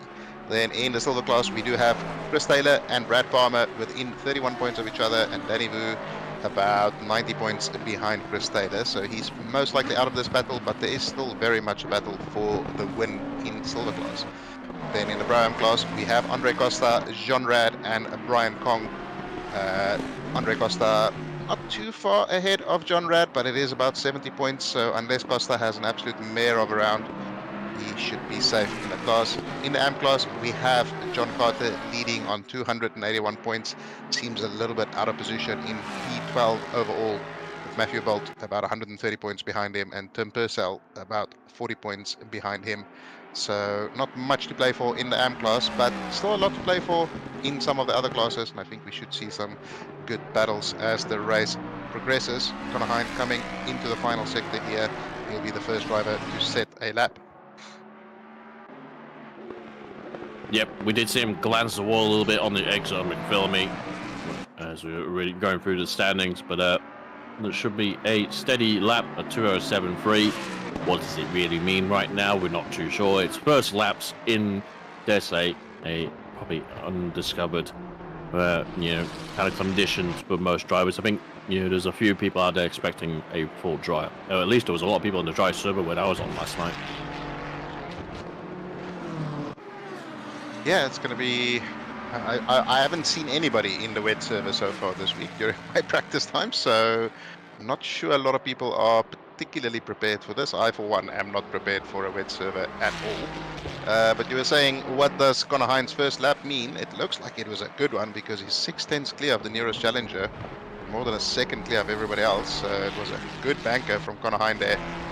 And hopefully some of the drivers behind can improve a little bit and start challenging him as things progress. We see Brad Palmer there get into provisional P3, 9/10 behind Connor Hind. So even with that little wall tap, it was a good first lap from him. Yep, and probably also didn't have, wasn't suffering any real spray off any cars in front of him, as he was the first out to do it. I was going to say, we're looking at probably about, we're not flooded, but we're not exactly a dry track either. We're looking at very much medium rain conditions. Oh, as Palmer finds the wall and then finds it again for a much harder hit. And surely an RTG on that one. That was substantial. He has a basketball livery and he was being bounced around like a basketball there. That was a big hit. That's a lot of damage. So definitely a return to garage and repair. So we see Brad Cook here. He's up 1.1 seconds. He's currently 1.1 seconds behind the provisional pole time of Connor Hind.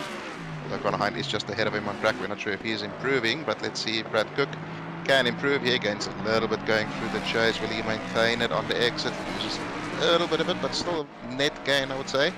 One more corner to navigate, but it is a tricky 90-degree corner with quite a brutal curve. Hind hasn't improved.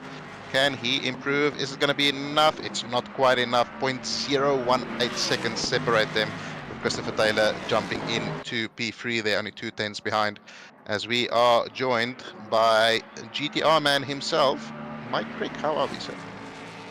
Pretty good. How are you doing? Very good. I'm quite excited about a wet Bathurst, especially as I'm not driving it. But I'm sure you'll be happy that your race is over and it was fully dry. Yeah, I mean, the GTR gets a bit of an advantage in the wet because it's not quite as slow over the mountain anymore. But yeah, it's always a bit less stressful doing it in the dry. Yes, Sure. I mean, I think 2 minutes on a wet Bathurst counts for about 2 months in terms of aging. So it's not good Yeah, for your long-term health doing this, but it is good fun. It's such a challenge to put a lap together over the mountain in these type of conditions. Absolutely. Yeah, and congratulations on your P11 there, Vicky. Excellent job at the end there. As we do, Hamilton really close to the exit as well. Coming up in the BMW. Not too sure how good the BMW. We didn't see Spinazzi have. He was kind of there or thereabouts, but didn't really have the top end speed that we saw. But we'll see what Hamilton can produce. And obviously want to note that our championship leader Hind is not driving his usual McLaren that he has driven all season. He's elected to take up a Ford and currently sitting P1, so going pretty well. He found another person in the barriers in a black and red Ferrari. I'm sure it won't be the last one. Yeah, Connor Hind has he's done his duty this season in the McLaren, performed very well and pretty much sealed up the championship. So he's put a little stamp there in the tourist passport, got on the OP car for the track. I say OP car, it is a very good car around here. And he'll be able to just enjoy it. Not sure, I mean, I was going to say, people were saying it's not as good in the wet, but based on the current top 3, I'm going to call a little bit of BS on that, because it appears to be fairly good in the wet as well. I think it mostly depends on whose hands are driving it when it comes to wet driving in the Mustang. It's just a bit of a loose car, and it is difficult to drive in the wet, sort of like the Porsches we're seeing here. But if you can handle it, you can absolutely get the pace out of it. I don't think any of those top 3 are really struggling too much. So Taufik, they jump into P2 provisionally in the Ferrari, so he needs a good result here to confirm that P2 in the championship, so that's going to serve him well if he can maintain that qualifying position. You see Ryan Stimson here coming through the final corner. He's half a second up. Can he maintain it through the final corner? Gains a bunch on exit. That's a 7/10 improvement. Jumps him all the way up into P11. I think that will be your lead Pro-Am car as well. Eric Scarney here on debut in the Sprint Series. He's up by 8/10. He hasn't driven this season, but he's into the top 10 and P2 in the silver class there. What a lap from him. And Purcell there in P7 with that provisional red badge next to his name. I'm sure that's not going to be for too much longer. Yeah, can't imagine so with the performances we've seen from him so far this season. He was watching Hignett up. Lamborghini, very nice car to drive around here. I don't know how it does in pace, but it's one of my favourite cars to actually do laps at Bathurst. It's just a real pleasure to drive here. Well, his best lap is a 2 minute 8 flat 000, so I would prefer it if he doesn't improve, because that's such a nice lap to see. But I'm sure he would like to improve. He's 9/10 off of Hind and Cole, so he'll definitely want to improve a little bit. Brad Cook here, up by a 10th and a bit. Ooh, he gains a lot into the braking in the chase. Will he carry it through? No, he compromised the exit quite a lot there, lost it. One more corner to get through. Will he be able to improve? He's going to have enough time for one more lap. Should he set it up? Gains a little bit in the final corner, nothing really. Loses most of it on the exit anyway. Still in P3, he has one more opportunity to improve.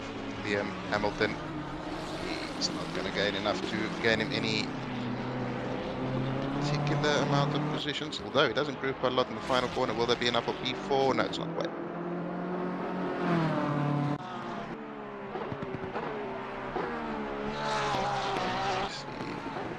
Brad Palmer here, he has repaired that very broken Porsche, and he's going yet again. Was up by quite a lot and had a bit of a poor exit coming out of the cutting. Oh, such a cool camera angle there, seeing how close they get to the wall. And he's really pushing across the mountain. Really takes so much commitment just to trust that the car is going to stick. You're not going to end up in a wall, but the odds are always about 50-50. Yeah, that's right. Especially in something like the Porsche in the wet. Yeah, this has lost a bit going through the S's there. Still level, basically. Grey Delta gains into the braking. Is that going to be deep? Yeah, a little bit deep. He compromises on the exit. Still on a level Delta. He has 2 more corners. Well, technically 3 more corners, I guess, to navigate. Can he gain a little bit in the final sector here? He needs to gain about 2/10 to gain any positions. Purcell has called it quits, so can Brad Palmer do anything magical in this final sector?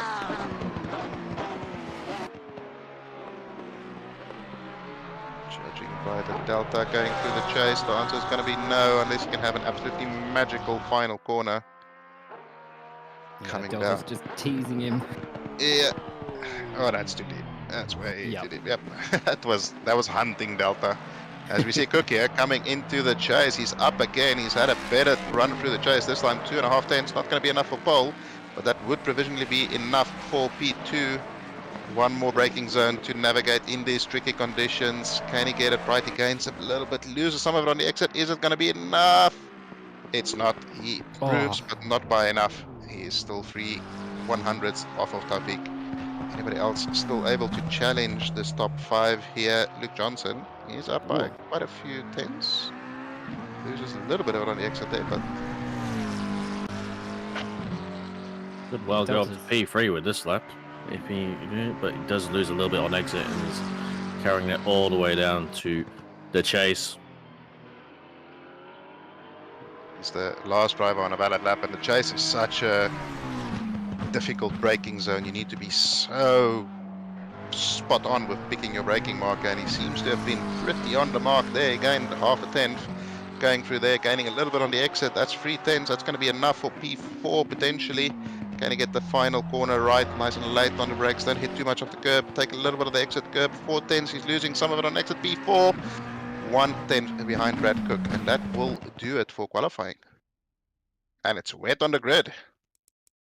Yeah, it's still a wet track. Doesn't look like it's raining. No, we do have rain. It's raining. Rain for the next 30, so that's going to be interesting. But yeah, as we see them on the grid here in the wet conditions, we do have Connor Hind, your championship leader, in pole position, followed by Moeen Taufik, Brad Cook, Luke Johnson, Liam Hamilton, Christopher Taylor. I'll wait for Brent to catch up.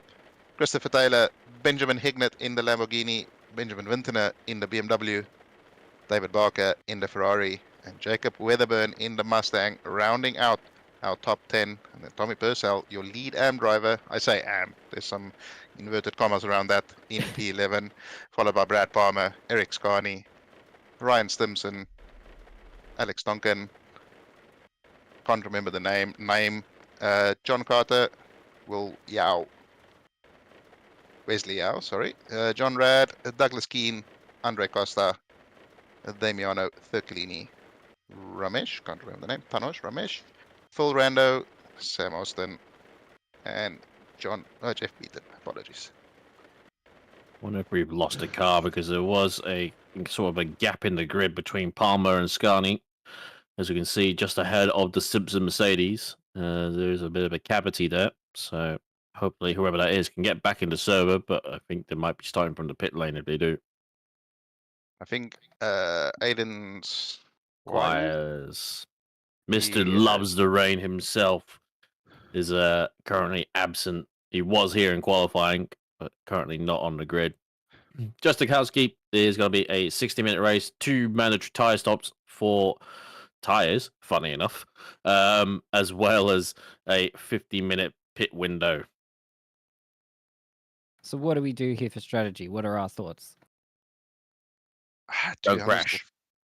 that's a pretty solid starting strat. But in these conditions, if it's going to rain like this for the whole race, then find some clean track if you can and just try and lap.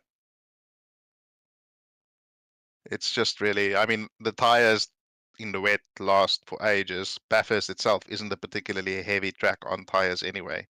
So I think if you're stuck behind somebody too closely and you're getting messed up by the spray, you just want to sort of get out of it and get some clean air to lap in. But there might also be a little bit bigger pace delta for the slower cars at the back that you might get caught up in. So I don't know. It's a tricky one. What would you be doing, Mike? Well, I mean, the first thing is obviously trying to fuel for the full 30 minutes, just so you can see whether it might dry just enough. I mean, it's probably never going to really dry enough, but if it does sort of drop off in like 35 minutes and the rain stops and the temperature goes back up, you might get away with a big dry stint at the end. But it's a tough one. Fuel would be my main thing. How much fuel do I put into this opening stint just to see how long I can survive the rain? I would say starting with like 35 or so liters worth of fuel would be a good call. And again, it's not going to cost you a huge amount of lap time because it's only about 60 liters or so. That'll be good enough to get to the next weather prediction, and as you said, then make a decision from there. But yeah, I think you're right. I think even if it stops raining at 30-35 minutes, it's not going to dry out. We've got a decent amount of wind as well, so it's probably going to stay wet for the vast majority of this race, even if it does dry out just a tad towards the end. But yeah, it's going to keep everyone on their toes, and we might see a little bit of mix-up in strategy and maybe some people getting a little bit lucky with how things turn out. So it'll be interesting. But based on the prediction at the moment, I think we're very, very well. Yep. I think the rain is sufficient enough that people won't be necessarily looking for the wet patches to keep their tires cool. But I dare say, I think the track might dry out a little bit with the amount of cars that we have going. It might be just enough that we start drying out the track more than the rain is coming down, but only ever so slightly. So I think the lap times that we're going to be doing on lap 1 are going to be the same, come lap 10, for example. Because I think with wets they don't really lose much performance. They're pretty linear in terms of like drop off. It's only once they start to get heavily warm they start to really dry out if they're not in their ideal working conditions. And to be honest, these are the ideal working conditions for the wet tires. Sufficient amount of water on track, but not enough that they'll start to aquaplane. I was just about to say the wet track is the ideal conditions for the wet tires. That's a big call. That's a big call, Gab. I'm not sure if I'm ready to make that prediction yet. But Yeah. End of the season. In real life, these wet tires don't work unless they're sufficiently wet. So maybe I had that in my mind as well. I miss George. It's that British bias coming out so rude. No, it's just you. That's fair. I mean, Biased against you. That's fine. But anyway, we're nearly at the end of the season. Let's keep it harmonious for 5 minutes. Yeah, well, let's see how harmonious Split Green can keep it off the start. Yeah, a little bit of gaps at the back there. I'm not sure why people were braking for the kink, but it seems as though the gap has very much opened at the back there. Hopefully they can just squeeze back in and close it nice and tight there, so there's not too many weird gaps at the start. At the front they're keeping it nice and tidy. And yeah, I don't know, Mike, you want to take it away? Sure. All right. Well, we're watching Hind. Tafiq on our front row here. And the green light's pretty early here. Does make you struggle a bit if you're towards the back, but all the focus I think for this opening lap is going to be on the front of the grid and what everybody does. Starts initialized. Green. Yep, going in, everyone keeping it nice and tidy. Ooh, a bit wide there for Tafiq. Connor has taken full advantage. Johnson's taken massive advantage. Gone through. And Tafiq there, really good move there. Very opportunistic. Did it cleanly. And Tafiq keep himself a little bit for that turn 1 entry, but he's still hanging on there. He's under a bit of threat there from Hamilton, but managing to hold on. He's got the inside line here. A little bit of a touch there between Cook and Johnson. Cook's going to lose out. He's gone wide. Managing to hold the position, but Tafiq's right there. They're going to go too wide into the cutting. This is always a little bit dangerous, but I think Cook wisely just sort of backing it. Very smart move there. Not the best place to go too wide as they sort of rank and file here and go single file all the way up into this next sequence over the top here at Reed Park. No yellow flags as of yet. Everybody keeping it nice and contained. From behind, managing to hold that. Sorry, there was a BMW going quite sideways there. Yep. Vinter. That was Vinter, yeah, going a little bit wide there. Brad Cook still holding on to the back of Tafiq here, so probably the biggest loser there from that opening sequence. Tafiq losing out quite a bit too, dropping from P2 down to P4 as they sort of rally up to the end of this first lap. Everyone's still keeping it good. We haven't seen any death going down the mountain, which is great to see. That he's been to my back in P8 behind Weatherburn there. Weatherburn's going to have a bit of a pace advantage here with that Mustang. It's very cut this long Conrod straight as they head towards the kink, but very neat and tidy first lap. It's still got some to go, so my curse might just work here. And we might get some chaos, but everybody keeping it together so far. Given the conditions, a bit of a poor start from Tafiq there, just doing a Hamilton at Baku a couple of seasons ago and just going completely deep at the first corner. Although he did manage to keep it on track, and he's better than Lewis Hamilton confirmed. But he did lose a couple of positions there. Right, opportunistic driving. Oh, that's not what you want to be doing, Tonkin. Tonkin and Carter. That was sloppy. I was going to say, Tonkin went to the inside to cover off the BMW, and it looks like they went round the outside. Oh, as we have a Porsche just fades out of existence. The Bantai Porsche goes back to Germany as well. Yeah, unfortunately, Carter loses a few positions. He held it round the outside, gave space, and Tonkin looked like he just tried to get on the front earlier, just understeered, power understeered into him, and it was a little bit. I'm sure that will send up to the stewards. I wonder if Cook will send that one up to the stewards with Johnson. I'm not sure if Johnson really came across him and resulted with him losing 2 more positions on the outside of Griffin's Bend here last lap. So one to watch, but overall, like you said, Pete, pretty clean start to the race, even despite the wet conditions. I don't think there's too much for the stewards to look at there. This car's going 3 wide up quite a narrow mountain road, and I think overall they kept it fairly clean. Tafiq got squeezed onto the grass ever so slightly, and they just ran out of space in places where you don't necessarily want to be going side by side. But I think overall everybody did fairly well. Saw Weatherburn hitting a little bit of a wall there at the exit of Stormen, I think. So you're seeing some drivers picking up some damage. Hignet is right up the chuff of Taylor there. He's getting a very good view of that Mustang, and now he's going to get a very good view of that Mustang driving away in good distance. They should hold on pretty well here with the slipstream. It does get a really good exit out of those tyres, but never mind. Have you seen the Mustang? I have seen the Mustang. Okay. Look, I'm thinking in GTR terms. It doesn't quite pull from the GTR as much as it does from the Lamborghini. It's. I think in terms of top speed, it's not that much faster than the Ferrari would go, but it just gets there a lot quicker than the Ferrari can. You see Hignet diving to the pit lane. Is the pit window open? Not open yet, but he's will it open by the time he exits? What does it count from? I'm not too certain. No, you have to enter it. Yeah, it's getting. So that's. He's gone too early. Yeah, I don't think that's going to count.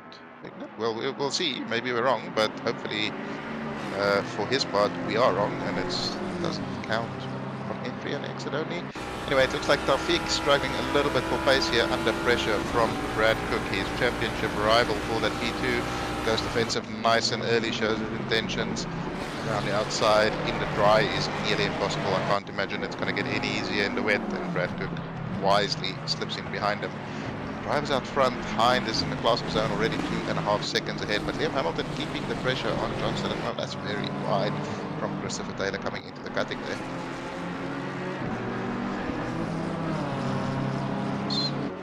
Hickman is going to be exiting the pit lane soon. The pit window is now officially open. Let's see if he knows about an exploit that we don't know about. He's exited pit lane.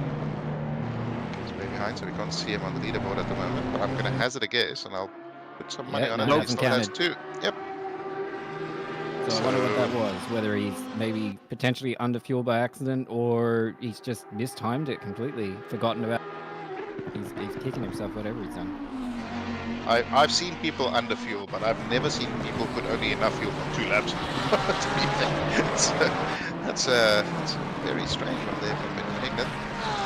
But anyway, that puts a bit of a damper on his race here, but there's still quite a few other drivers that are very much involved in battles. We see there's a battle for P2, there's a battle for P4 at the moment, there's a battle for P6, there's battles going all the way through the pack. These conditions sorting it out nicely, putting them into little pods, battle groups that are going to play out over the next 53 minutes. Really looking forward to see when the people start taking the actual pit stops, how things will shake out. Good little battle pack there for P9. You've got Purcell, Palmer, Scani, and Taylor all very close together there. See Naeem there in P13. Okay, now we see a couple of the other drivers, Brad Cook and Christopher Taylor diving into pit lane. I'm During wondering, the actual pit window. yes, if they're in a team speak maybe with Hickman saying, look, now it's open, now we can go into pit lane and it'll actually count. But yeah, so it'll be interesting to see where Cookie comes out, how his clean air will work and how long he'll be in the clean air will be the biggest question here. Yeah, exactly. If it feels like he's sort of getting a... But Yeah, see if he's getting a bit of help out there by Shafiq. If he can get that clean air and put those good laps in, he's got a lot of clean track ahead of him, so might just work for him. Isn't it probably going to get out in front, but it's not going to matter too much if he's got another pit stop to go. Number 2, sorry. First penalty there for Tom Gunn, that will be for the instant starter will be soon there in final corner on lap 1. Benjamin Mintoner here right on the back of Weatherburn, putting some pressure on the gap at the front. Hind still extending, Hamilton still keeping him honest. And of course that battle for P4 is temporarily on hold now as we see a big yellow flag. It looks like 2 or 3 cars involved. That's They're gone. 15. Well, 15, sorry. 12 and 22. I'm wondering if that was somebody collecting somebody who already binned it, or whether it was a coming together of sorts, but hopefully we can get a replay. But that is our first proper accident for the race so far, Jack. Yeah, been very clean, been very calm and collected from everybody here, which is it's great to see. I know we like a little bit of chaos sometimes, but it is good to see everyone sort of putting their smart hats on here around Bathurst, because it is a track that can be very punishing. It looks like Vintage coming in for an early pit stop here. Following Weatherburn in. I think Weatherburn jinked out, actually. Oh, Weatherburn faked it. Okay. Replay. Replay. That was key. He was behind Carlos, so I'm expecting to see a car all of a sudden. Oh, Oh, okay. There's Yeah, a you call called there. it. Oh, yep. Okay. oh, and he's probably hit the brakes and tried to put in a bit of steering lock, and unfortunately, it slewed around. Yeah, trying to stop when you're carrying that much speed in the wet didn't quite work for him. Very unfortunate for him there. I remember in an Enduro once John coming around there at full speed as well, and there was also a car parked there, but it was a little bit earlier and a little bit more on the racing line, and avoiding it went poorly, I think would be the best way to describe it. Yeah, I remember that one too.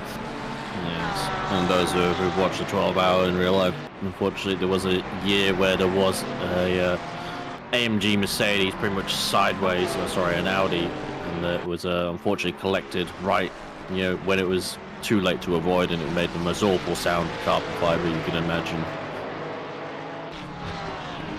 Strange thing. I think it's the one thing that's not very well simulated, especially in ACC. The damages, it's being pretty average, I would say. But that sound that a proper accident will make, this is not something that's really very well simulated. But seeing a couple of call-outs in chat for Naeem. He's up into P10. I saw him in the practice server this week, and he was absolutely flying. So I think he'll probably be a little bit disappointed with how qualifying went. But certainly putting some good laps in and running in the top 10 at the moment. There are a couple of drivers who have, of course, completed their pit stops, but not that many. So really a good performance from him so far in the first 10 minutes.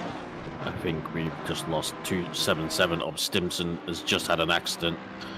Yep, Well, that's a broken car already. Red. Yep. We did see it with damage before.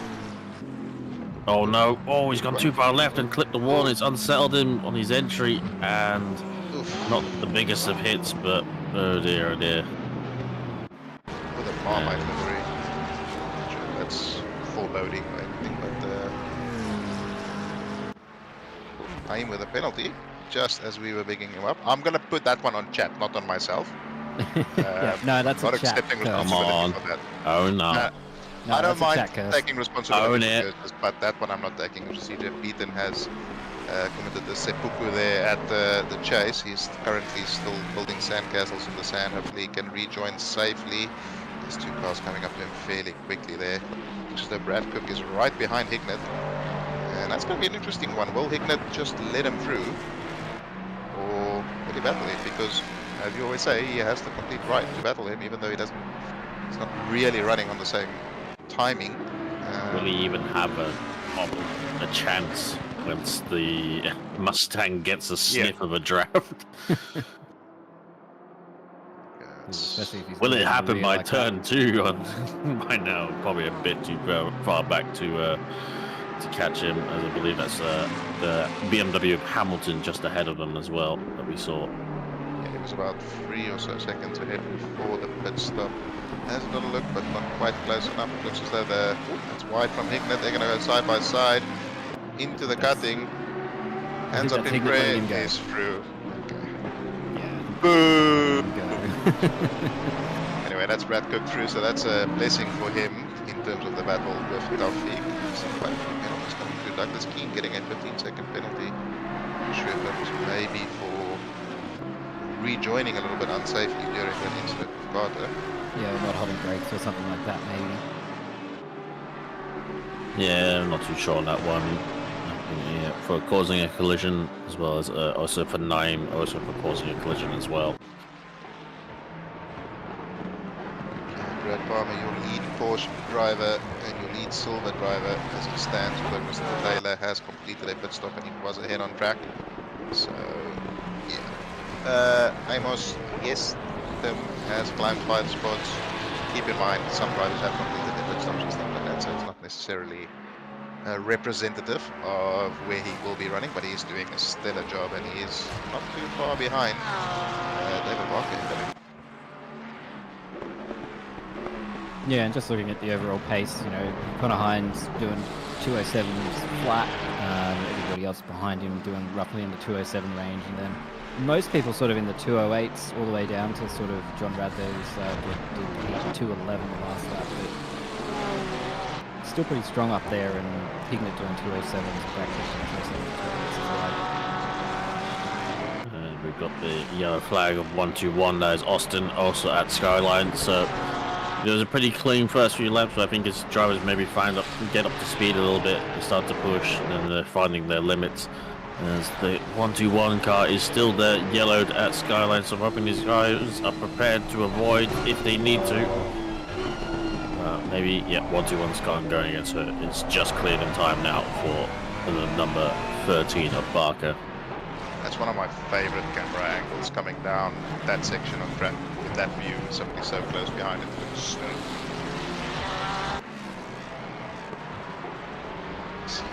Purcell still trying to put some pressure on Barker. I think Barker probably has him covered for pace. It looks as though the gap is extended a little bit on this lap. But to be honest, for Purcell, with that AM badge next to his name, running in the company of somebody like Barker, who we all know is a very fast driver, not an incident prone, but a very, very fast driver when it comes down to it. And Purcell keeping him honest. So yeah, as chat is saying, a very good performance from him here. And I think by next season, the color of the badge next to his name might be slightly lighter than the red that he is currently. Definitely a bit less saturation, that's for sure. Here's the 1-1. The tied BMW. He did not get the lead though. Tide has turned for the 1-2-1. Oh, he just a saw little it bit coming. steep. Yeah, he saw it coming, but couldn't. Oh, got it. Just missed Just. him there. Oh, that is the worst spot to get stuck. Yeah. It's so narrow, it's difficult to turn around, and the cars are coming. Oh, very well done to get out of the way so quickly. Purcell had a very good first sector, he's right on the back of Barker, and I say that he run wide at the second corner, so it's going to cost him a little bit. They are very quickly coming up to what looks like some lap traffic as well, which is not going to be ideal. That is the car of Sam Austin that just ran back.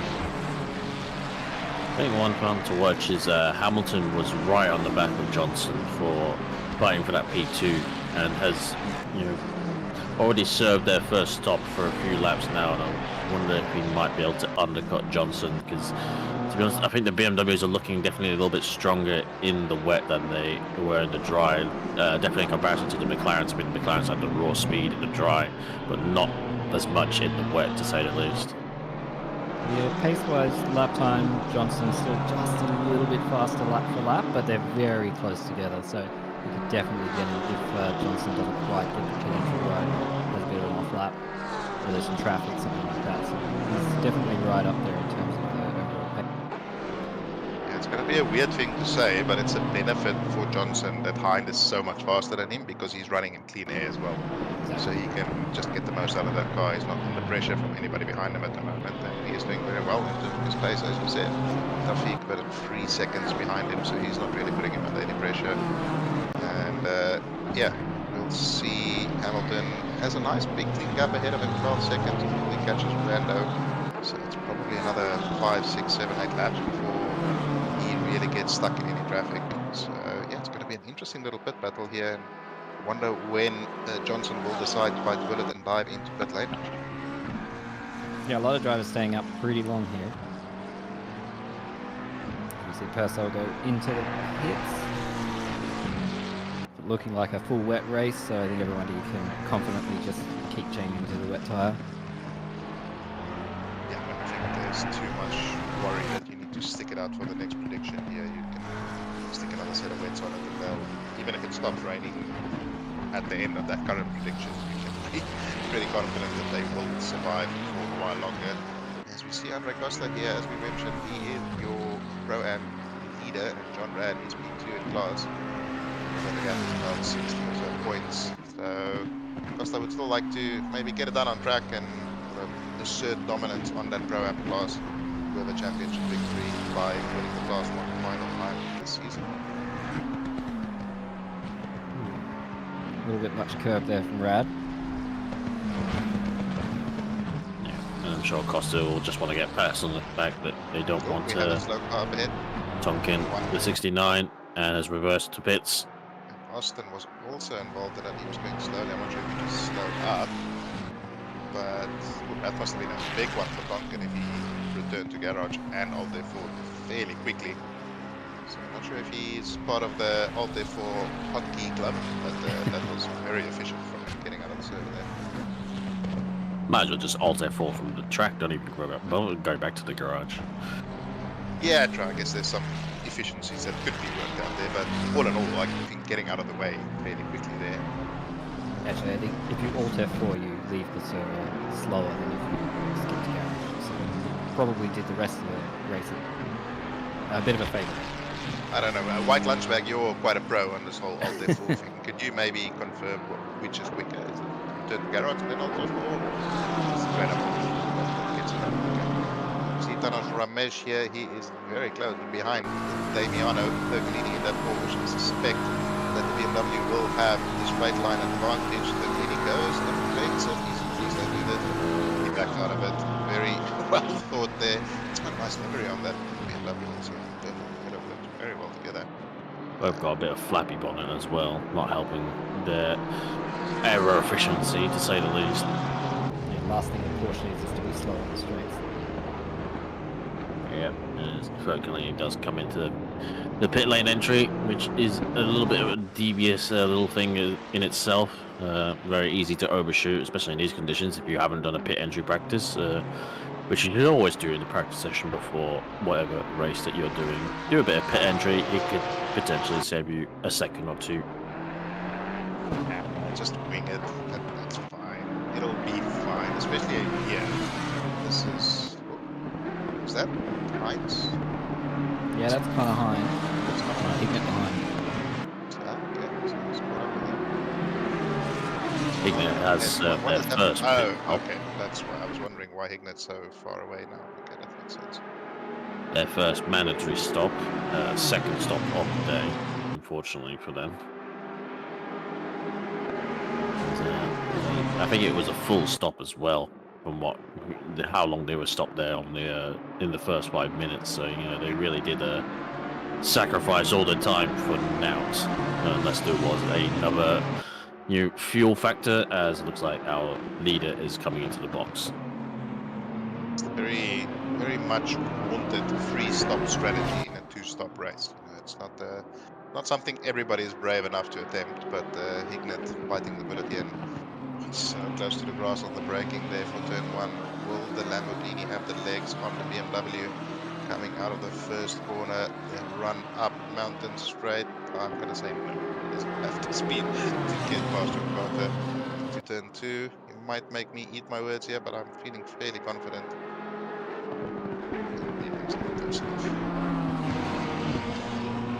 It'll be a very frustrating rest of the race, I think, for him, if it hasn't been already, to say the least. Gonna have to follow Carter around for a bit, and Carter's no slow cookie himself, as we've seen so far, has come a little bit unscuppered in this race. Whether that'll be enough for him to lose his lead over Bolt, I doubt it. Ignite not doing himself a favour. Not even here, yeah. Sorry, Ricky. Yeah, well, Ignite not doing himself any favours there, tapping the wall up the mountain. Slide there as well. See Weatherbird, Carney, and Ramesh Octane driving into pit lane. So, pit stops now. He's still staying out at the moment, and Bart, I think he's your top two at the moment. It's very close to him. This time he had a much better run over the mountain than Carter. This is going to be probably as good an opportunity as he can get. Will he have the speed advantage, or will he have the testicular fortitude coming in to the chase to outbrake that BMW? Yeah, we might have lost a little bit of top speed due to that encounter with the wall a bit earlier as well, which might just be the difference that he unfortunately needs. But he is hanging on very close. Oh, Carter getting loose. I mean, there was a touch.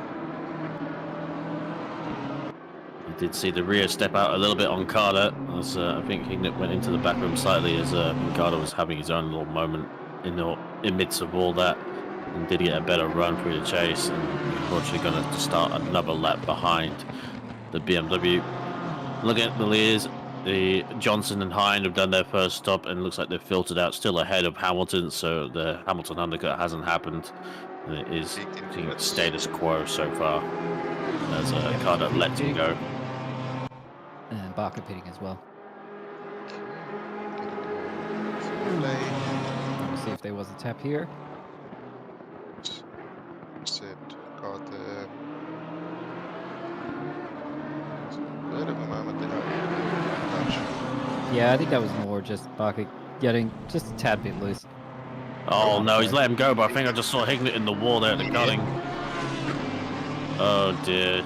As Carter let him go on the run up to Griffin, and unfortunately Hignett has found the wall at cutting and back behind the BMW. Will he let him go again? We shall see if his generosity sure how- extends that far. That Not sure how keen he'll be on doing that again. It's like you get one. Oh, Benjamin, he Oh, is dear. really playing with fire. Yeah, having a bit of a struggle with this race. I remember in an enduro when we were coming through the field and Weatherburn let me through. I almost binned it. He went through again. Then he let me through again. I almost binned it again. And then by the third time we went into TeamSpeak, I was like, I promise I'll pull away this time. It is just, you can understand the frustration from the car letting you through. And yeah, JRAD P2 on base alone at the moment. He's your leader. No, it's J-Red as J-Red far as I too, can see, yeah. yeah. Yeah, JRAD leading now. P1 on base alone. Still 5 seconds on Kona Hine. Yeah, time for a safety car, I guess. on a wash.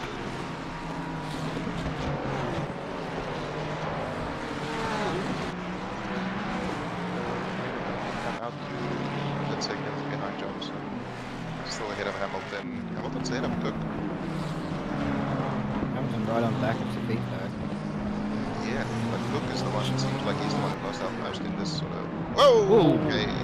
Thought that was Johnson for a second. I saw a white McLaren, but no, unfortunately it was the lap car of Jeff Beaton, who does get out of the way of Taufik, and oh dear, I think this guy's Like it on was course for gonna another.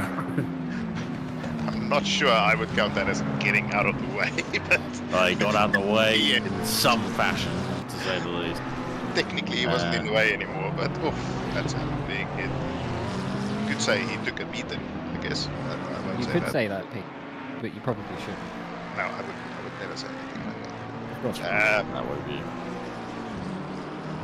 See Hamilton now very close behind Taufik, as you mentioned, but as we saw in Split Yellow, the Ferrari is quite strong on the straight line speed. And let's see, I'm not sure if BMW is going to have the straight line to get past them unless he can get absolutely monster exit out of turn 1. He's very, very close behind him. Let's see how they go with their run up the mountain here. Taufik with a fairly clean exit there. Hamilton using a lot more of the curve than Taufik is deciding to, so a little bit more confidence in the rear end. Doesn't look as though the BMW is making much of a dent into that gap. So Taufik is in that kind of position where he's under pressure, but he's not under direct threat of an overtake. So he needs to not drive in his mirrors and sort of focus ahead of him. He should be in a good position. Yeah, very cool customer too, very used to this kind of pressure, so he's gonna do his absolute best, I think, to hold on to this position. But Hamilton's not letting him go. The Ferrari we're seeing is following a Ferrari through here is scary. They're so quick through this entire top of the mountain section. You see, it's just the gap that he's pulling out on Hamilton here compared to the BMW. It just screams through those sets of corners up there, up through the skyline here. It does sort of lose it as you go back down the mountain, but it's a tough car to follow through that entire section. CJ Sweeney there after his monumental podium in Split Yellow being offended by no AMGs. There was one, and he became quite familiar with the wall, and then he wasn't here. So that's the story of the AMGs in Split Wheel.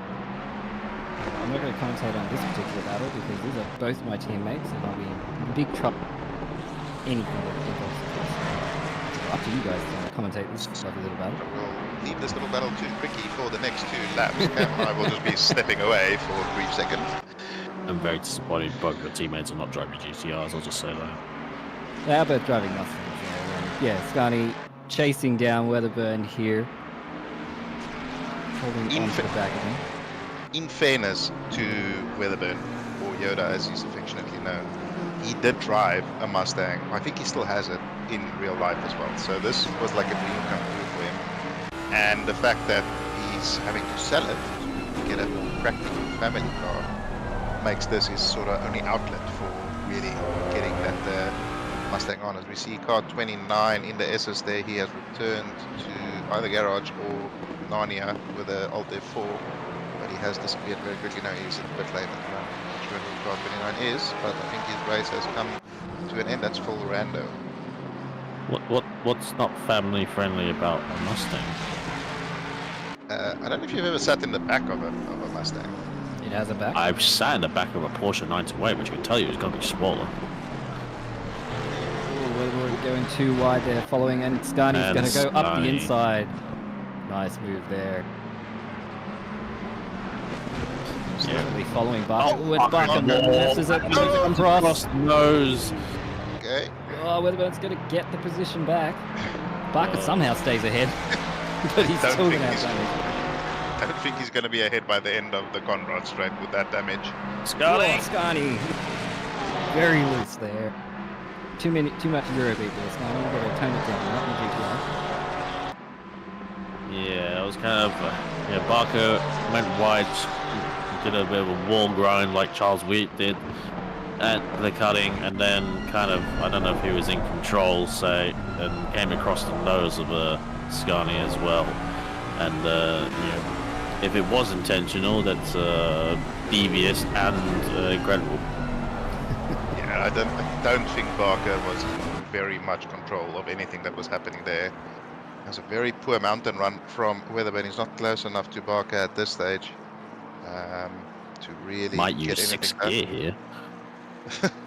But Scani, however, is all over the back of Weatherburn, putting the pressure on, making that Mustang look as wide as possible in the mirrors. Is he going to send one up the inside? Weatherburn goes defensive immediately, and that puts an end to that particular battle at that corner. But Scani looking like the faster out of the two at the moment. Yeah, definitely seems to have the better run on that lap at least, although it was a bit of a rough one for everybody there. So, no, Weatherburn. I wasn't talking about him when he went up. That's for the record. You were talking while he was on screen. That's the rules. You are strike one. Oh, unfortunate there for Yoda. But Scani taking good advantage there and jumping ahead. Let's see if he can put a challenge to Barker ahead. He doesn't seem to be suffering from too much damage at this point, but we'll have to see how that turns out a bit later as Brad Cook is right on the back of the McLaren of Johnson here. This has sort of happened in the background while we're watching that battle. Don't know if Johnson's had a problem. Yeah, see confirmation there from Lunchbag in chat saying Johnson went off track. Not sure exactly where, but that would explain the change of the gap here. Yeah, so he's fallen right behind Hamilton and Taufik because he wasn't ahead of both of them, so considerable. I was also going to ask, where's our Taylor? Am I blind or is he gone? Yeah, he has disappeared. Oh, it was a lap car, the 1-2-1. Oh, I think he was trying to let him go, but that is a very awkward place to do that. Oh, that's broken. That's the lights are flashing on. Yeah, that's really bad. That's really broken. Yeah, there's a bit of damage there, unfortunately, for Johnson. An innocent victim in that bit, just a bit clumsy, unfortunately. Yeah, as soon as he's going to hit the brakes, the lights will flash, which shows how much significant damage you have on the front. We can see the front bumper's also got like a little bit of a, panel gap to it. And I wouldn't be surprised if he moves his next stop forward, to say the least. The good news is that this is not a track where you need a lot of front end. No, wait, no, that's very important at this track. So that's really going to be affecting him, and he's going to be... McLaren's not an aero car. Yeah, that's also true. Yeah, it's just brute force. I think Johnson is in pit lane now.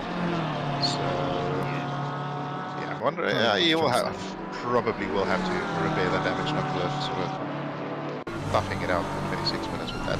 Very unfortunate for him. He was driving so well up until that point, and as you said, really not his fault in any way there. Carter here, all over the back of Berglini. Going to struggle a little bit through the S's down there. It's a bit slow. Definitely doesn't quite seem to have the pace of Barker, but might have a little bit of confidence to go down the straight here. But I imagine the BMW's big top speed advantage over the Porsche here. Burke leading the front damage as well, which really affects top speed. He had that last stint, so that might just be a bug. Regardless, the BMW flies past like he's standing still. Does he get it stopped for the corner? Yes, he does. As Carter resumes his recovery drive to round out the end of the season. Probably going to be definitive AM champion, but yes, I don't think he'll take much solace in that. Johnson is finally moving. He managed to not shoot any routes. Car 29 at Rando again. Weatherburn has- just smacked the wall again. Sorry to interrupt. Go on, Pete. No. Oh, we see car 29 still stationary.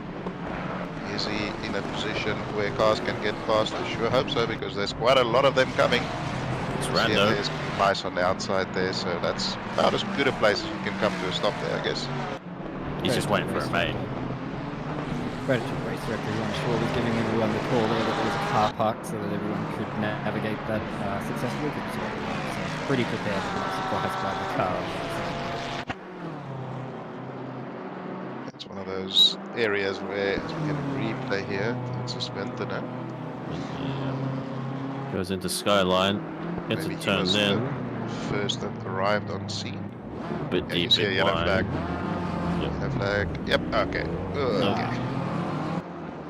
That's Should get There wasn't away really without anywhere else too you could much go, was damage. there? No, won't be too Yeah. much damage, but yeah, luckily not the highest speed area if you're coming down there. Like Cook's in the bits. Liam Hamilton is closing the gap on Taufik ever so slightly. It's just over a second now. It was over 2 seconds a little while ago. So yeah, Cook the first out of that sort of top 5 battle group to take his final stop here. I mean, Luke Johnson technically, but that I don't think was part of his strategy.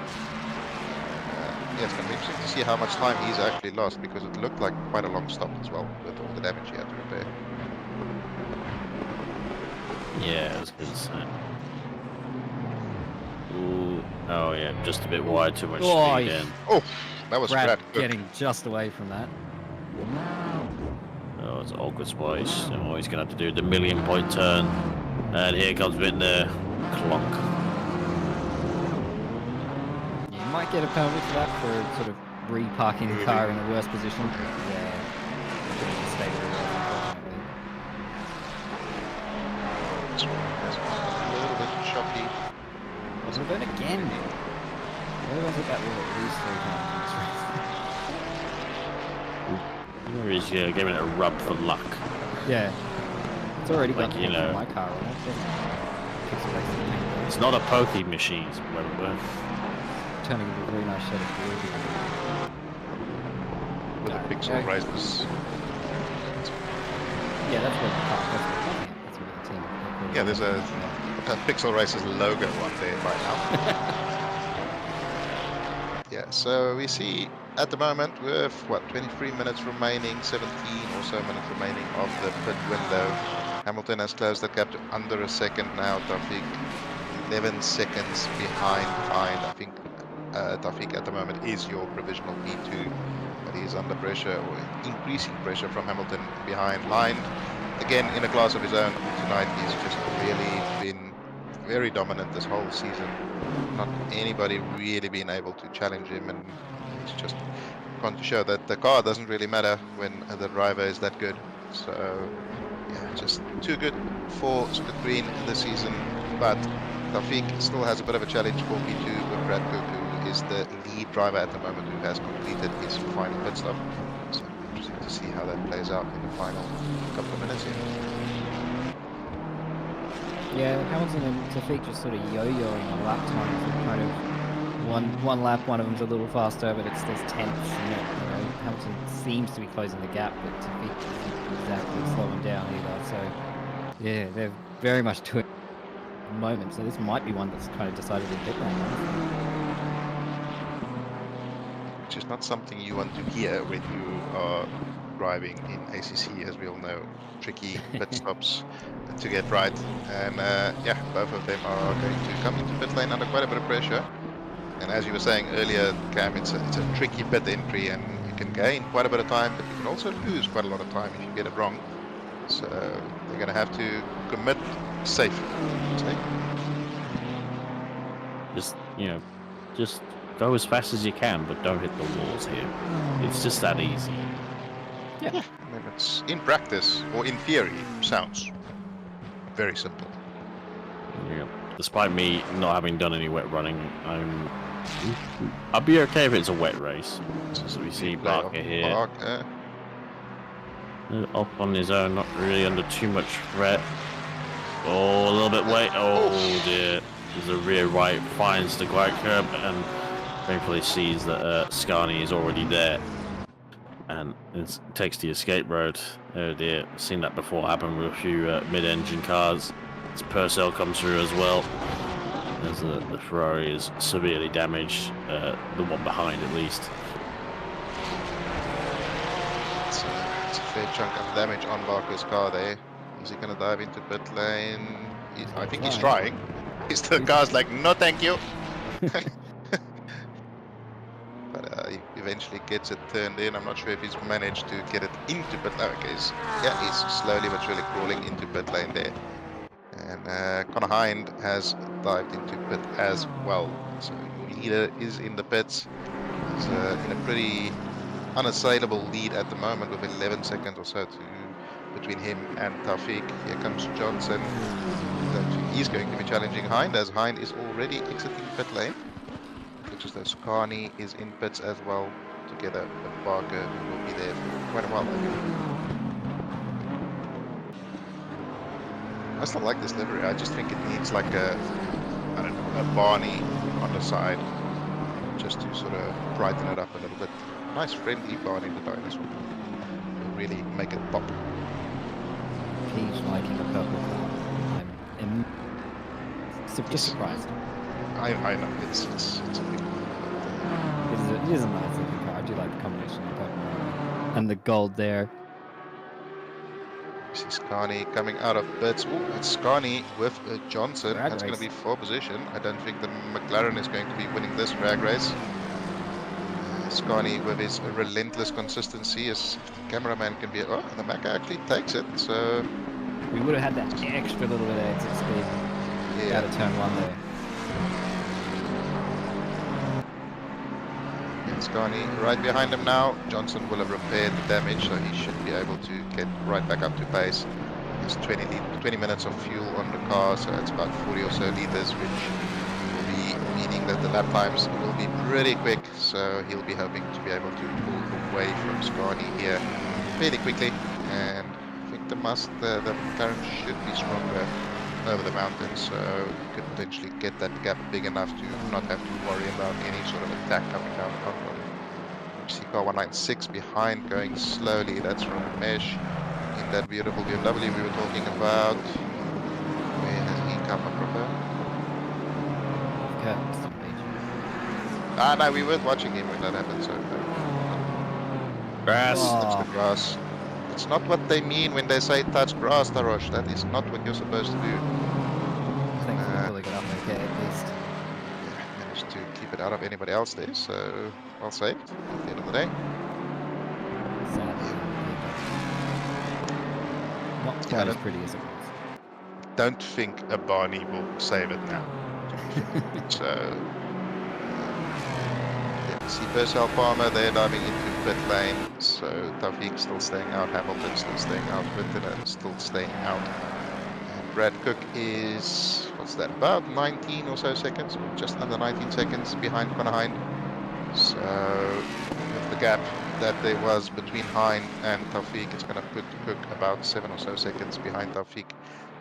At the moment, should the pit stops go perfectly, but as we were mentioning, Taufik does have Hamilton very close behind him, so could well have a bit of a pit stop battle.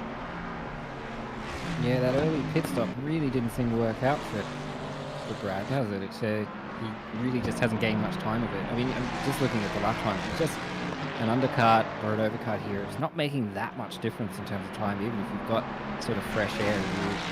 You're not getting as much as you would in a dry condition, which, yeah, it's unfortunate. He's lost it all at the start, unfortunately, but he's still in there, and there's still 16 minutes to go, and at Bathurst, everything can happen in 16 minutes. Happen in one lap here. That's Exactly. the beauty and the ugly side of this track, I guess.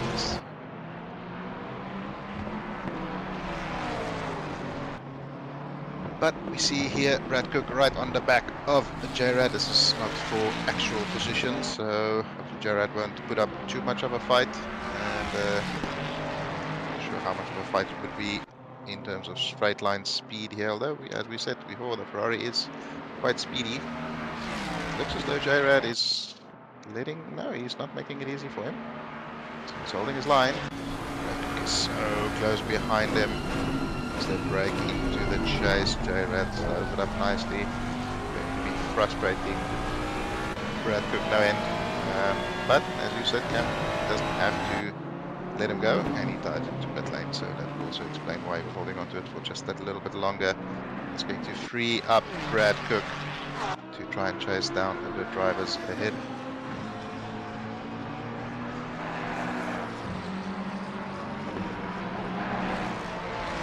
Scotty here, for a good result, to be honest. Like, seeing where he started, done a good job. Tried to avoid the wars as much as he possibly can, but under the big threat of Purcell here, we've seen how quick he has been and how consistent he has been over the season as well. Doing a good job. The recent graduate of the Academy Series, I imagine. But we'll see if he can live up and beat the Mustang in the fair fight. It's not going to be easy. It's already hard enough when you're following another car with all the spray in the wet, and you can't really brake at the ideal zones you want to. Sam Austin has a drive-through. Yeah, that's not how you win races. Just wondering if that is, as you said, Ricky, earlier when he was having that moment for moving the car. Yeah. Maybe that, yeah, very unfortunate. I'm going to put that one on Emily Moses in chat. Because he said another reason to grad academy came 2 places, legend, and then he gets a drive-through. So that one's on you, Amos. Yeah, I'll be sure to forward your address to Sam Austin there, but yeah, that's unfortunate for him. Yeah, that is an admin applied penalty. It's not a game one, and that is what causing a collision. So, like you said, probably for the unfortunate incident down at the Dipper a few laps ago. Yeah, the race director would have been on the radio saying, you know, to hold position there. He either missed the core or he overreacted. I mean, it's a high pressure thing. You kind of, when that happens, you know, you don't necessarily want to not lose your own time. You just want to get out of the way, and sometimes you panic a bit. So it's understandable, but yeah, drive through for the damage that the actually causes, unfortunately. Probably the fairest thing that the stewards can give. Oh, Purcell. Speaking of recent rookie graduates and curses, that was very unfortunate. That is your teammate, so I'm still going to say, Cricky, that one's on you. I was not talking about Stan. You have to talk about the race. He was on screen, and you I'm were going to talk about him now. It's already happened, so I can't double curse him. So yeah, I don't know if this guy break it. No, Purcell's just missed it. Purcell Yeah. Just clumsy there, very unfortunate for Scani there, and it will be unfortunate for Purcell once the penalty gets applied to him as well. So, and there we go, Scani and Weatherburn reunited yet again. Just can't get away from each other. Looks like Scani might have touched the wall or something. He's got front damage there as well. Would have been very hard to stop it with that much force going into it. So, yeah, whoa, super close there. Thankfully, I don't think taking each other out, but I mean, they're already not going to be talking to you during the next race for all the curses. It won't be any good if they don't talk to each other. So yeah, they really need to keep this nice and clean. And recruit some new teammates. Just for those in chat that maybe are wondering about teammates, what we're talking about, just a reminder, the Italian job is ongoing, our endurance series at the Italian tracks. We are moving on to round 2 at Misano in a couple of weeks, so registrations are still open if you want to enter a team. Or if you want to join an existing team, you can always ask in the looking for a team bracket in the Discord. But yeah, we will be doing, how many hours of Misano is it? I can't remember. 8 hours of Misano, which is a good way to spend 8 hours. Yeah, not a track that would have been particularly strong. It is a good fun track, especially for an enduro race as well. Surprisingly, given how short the track is, it just works well for an enduro because there's enough width room around, I guess, for navigating blue flags, etc. That's quite a. Are you doing it now? Oh, sure. I was just going to prattle on, but yeah, I was going to say Misano is a decent old track, but yes, it'll be interesting as in the enduro format. I've not really caught it as an enduro race, and I'm going to be interested to see with the overtaking potential, because it's not the easiest place to make a move. But we'll see what Purcell can do on Palmer. As Palmer gained 2 positions out of all that calamity, but we'll see if Purcell gets a penalty for that one as well. I'm sure that's gone straight off to the steward's box. I can't see him not getting some sort of penalty, so what he's really doing here is pushing to try and get as big a gap on everybody behind him as he possibly can as he goes to the outside here. Very brave, especially in the wet, but thinks better of it and backs out, but definitely seems to have the pace on Palmer here. And there we see we've got 15 seconds for Purcell there. So that's a big gap to try and make. Yeah, but I mean, to be fair, if you look at the gaps behind them, it's Weatherburn and Scarney. Those are the 2 positions you lose at the moment. Then J-Rad is a long way behind that. So, in the grand scheme of things, only losing 2 positions from a pretty significant penalty is not too much of a bother, I would say, in the circumstances. But looking at the front there, Hamilton has done his pit stop, and we see, whoa, okay, Slow down, that last one. Esports line there. So Hamilton about He didn't hit the wall though. behind. We're not supposed to hit the esports line. Anyway, Hamilton is about 13 seconds behind Connor Hind, and Taufik is currently in pit lane. So, like we said before the pit stops, Taufik was about 11 seconds behind Hind. Just before Hamilton went into pits, he was about 1.7 seconds behind Taufik. So, there we go. Taufik exiting pit lane now, and there's Hamilton. I think Taufik should be safe. Yeah. Gap is about a second or so by the time they reach turn 2, so nothing much has changed. Yeah, thanks to Luke Johnson's adventures with blue flags, Taufik has regained 2nd position in this race. Yeah. Unfortunate about Johnson, he was doing such a good job. Taufik doing what he does best, just driving nice, smooth and consistently, and that pays, at this track especially, just pays off so well, just keeping it clean around here and avoiding contact with not only other cars, but especially the wheels here. And it's such a tight line, you know, to go fast, but also, and in wet as well, you know, but also keeping it out of the walls, and Taufik doing a great job. And Connor doing an amazing job as well. I think we haven't seen enough of Connor because he's just been at the front for basically the entire length of the race, but watching his lap times. Season, really. Yeah, exactly. But watching his lap times, he's clearly doing a really good job at the front there and just keeping it nice and smooth and consistent. It's a bit like a Max Verstappen in the last couple of years. You know, it's like he's not going to win driver of the day because you don't see him, and he's just so far ahead of everybody. But it's just that relentless consistency, which is actually Scarley's teammate. But that's really what Hind and even Taufik. I mean, Taufik not able to match Hind just in terms of outright pace, but throughout the season he's put in solid results when it counted, and just always been there to capitalize on any mistakes that happen. And that's really how you get a good result throughout the season. And that's why those are your top 2 drivers in the championship. With about 7 minutes remaining in the set. Nah, I'm not impressed, Connor. You didn't win the race. Get good. Not that he's listening. The opinions expressed by the commentators are entirely their own, and it's not condoned by everybody in the comments. You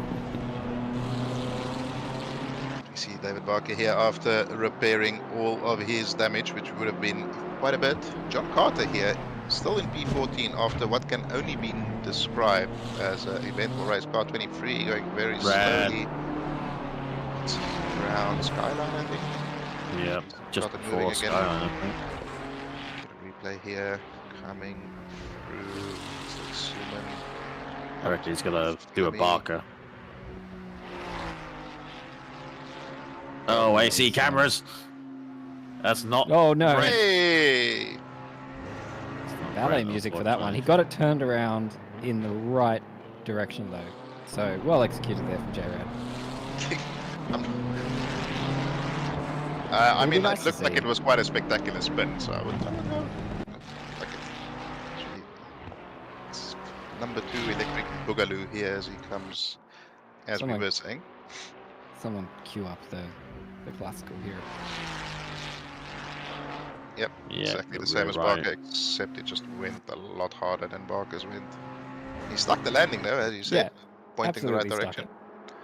So I don't know. I'm a harsh judge when it comes to these things, but I'm gonna give him an 8 out of 10 for that. Oh, Ooh. that's a send by Barker. Jesus, he pulls it up somehow. That's very heads-up driving from Carter, allowing him the space there. It's what can only be described as a David Barker-esque overtake. I was gonna say, I think that's half of it. Most of that was down to Carter, so they didn't have a crash, if anything. Yeah, Carter, yeah, like you said, heads up driving there, thinking better of it. He's still all over the back of him here going into turn 1.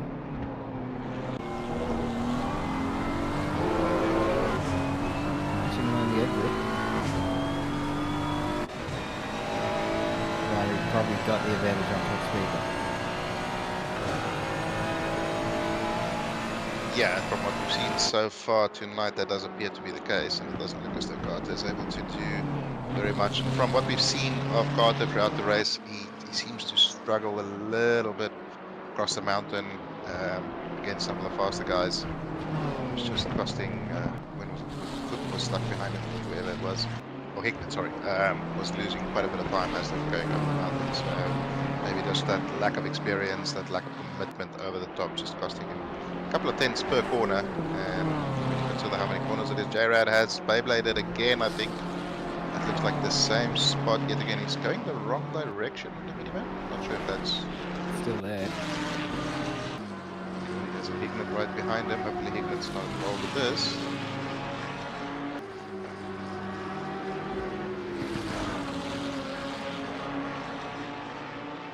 Oh no.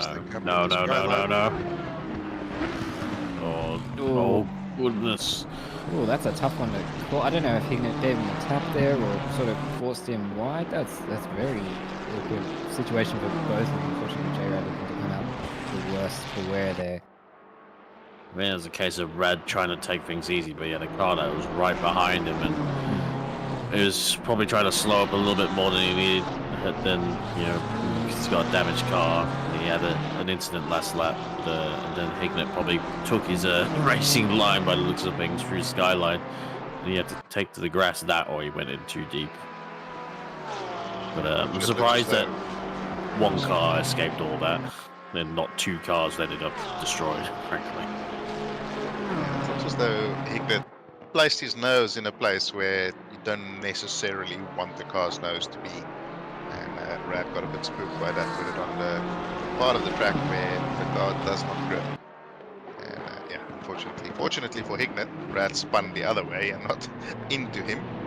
But yeah, as John points out in chat, also Hignett up to P12 after doing an additional stop. So imagine what he could have done had he adhered to the mid window.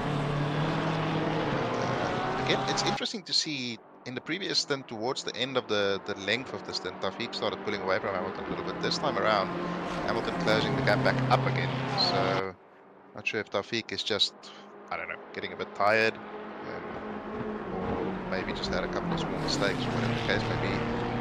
Behind, dealing with some blue flags as he's coming up the cutting. He's dealt with one of them, fortunately, and he's clear now. That is J-Rad, so if I'm coming up behind J-Rad at the moment, given his last couple of laps, I'll be looking ahead to see if there's any yellow flags that pop up. Yeah, perhaps Taufik just sort of managing the pace a bit here. He's no real challenge to Hind ahead, and he definitely got a commanding position here. He's very strong over the mountain compared to Hamilton, and the car is no slouch on the straight, so maybe just managing his pace a little bit here. He hasn't got much longer to go. The good news is there's not a yellow 23 on the mountain, so great success this lap. There will be one more lap to navigate, I'm sure. Oh, no, wait, I spoke too soon. I apologize. You can't get out of it. That's a curse. No, I'll accept that. That's I'm fine. 100%. That's fine. But, I mean, kind of did it to himself. So, No, anyway. you did it. Luckily, he was out of the way again this time.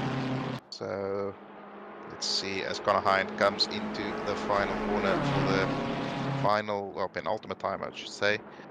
Liam Hamilton still putting the pressure on Taufik, but as you're saying, Ricky, Taufik is in a bit of a commanding position here. He's just doing what needs to be done to stay ahead. No no miracles being worked, no magic being applied to this race. Just slow, consistent, not slow, I shouldn't say slow. Nice, consistent lapping and maintaining that gap as much as he needs to.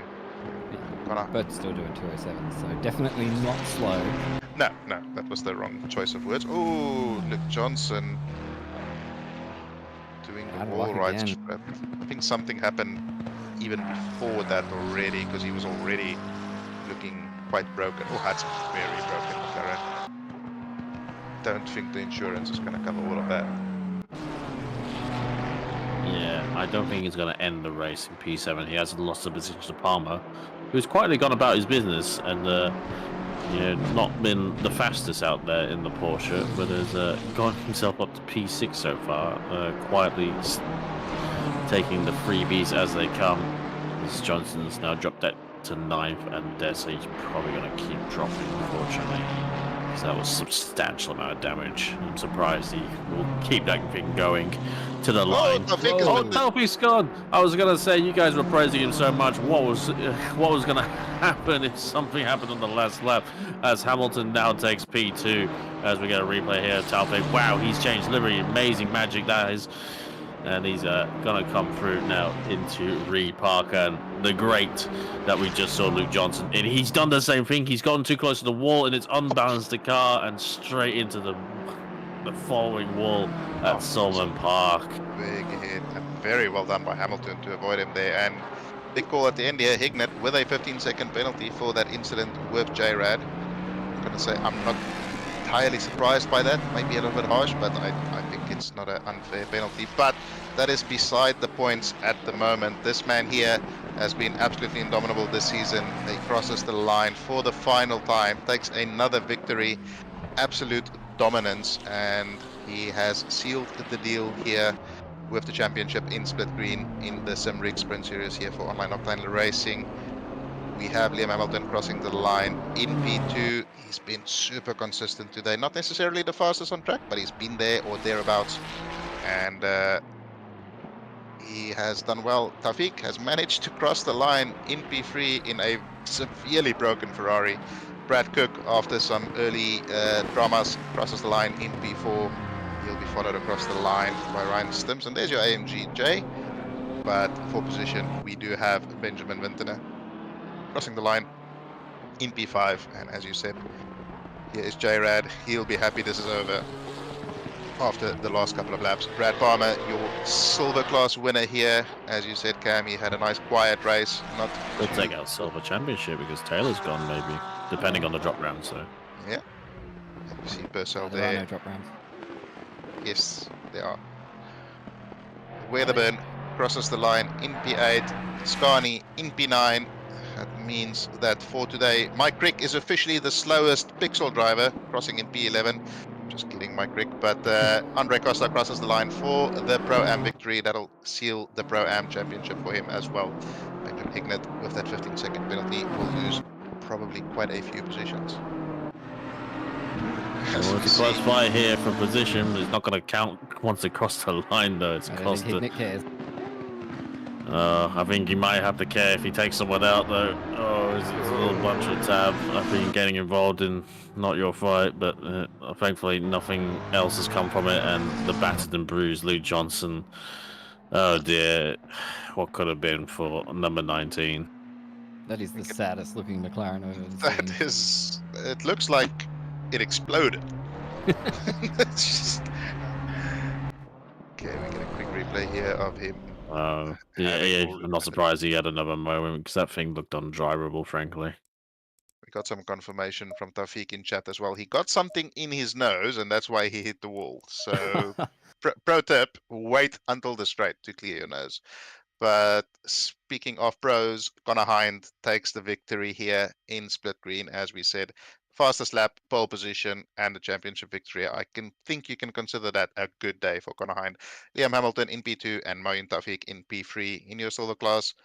We do have Brad Palmer taking the victory, Eric Scani in P2, and Damiano Fercolini rounding out the podium. Pro-Ams, we have Andre Costa, John Rad, and Douglas Keane rounding out the podium. And finally, in the AM class, Purcell, Carter, Austin, your top three in class. Purcell was in a bit of a class of his own. in the AM class.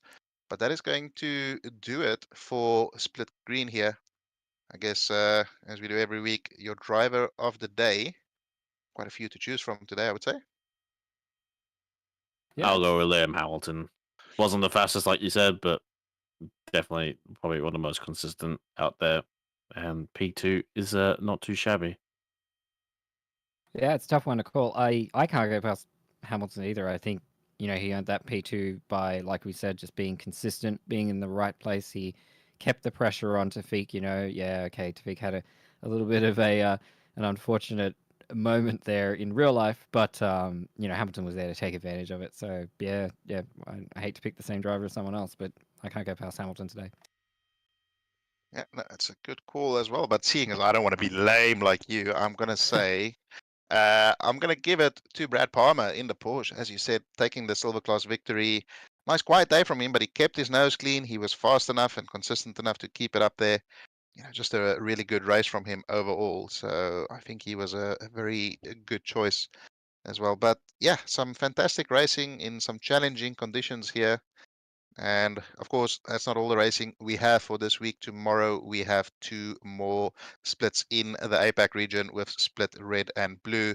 And of course, we have the North American region racing on Friday morning, our time, Thursday night, their time.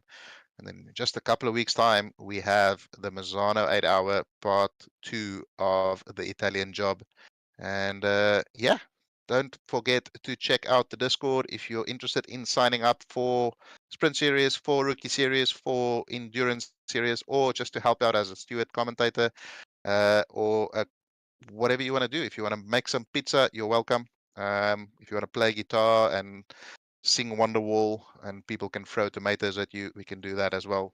But it's a very inclusive community and we welcome one and all.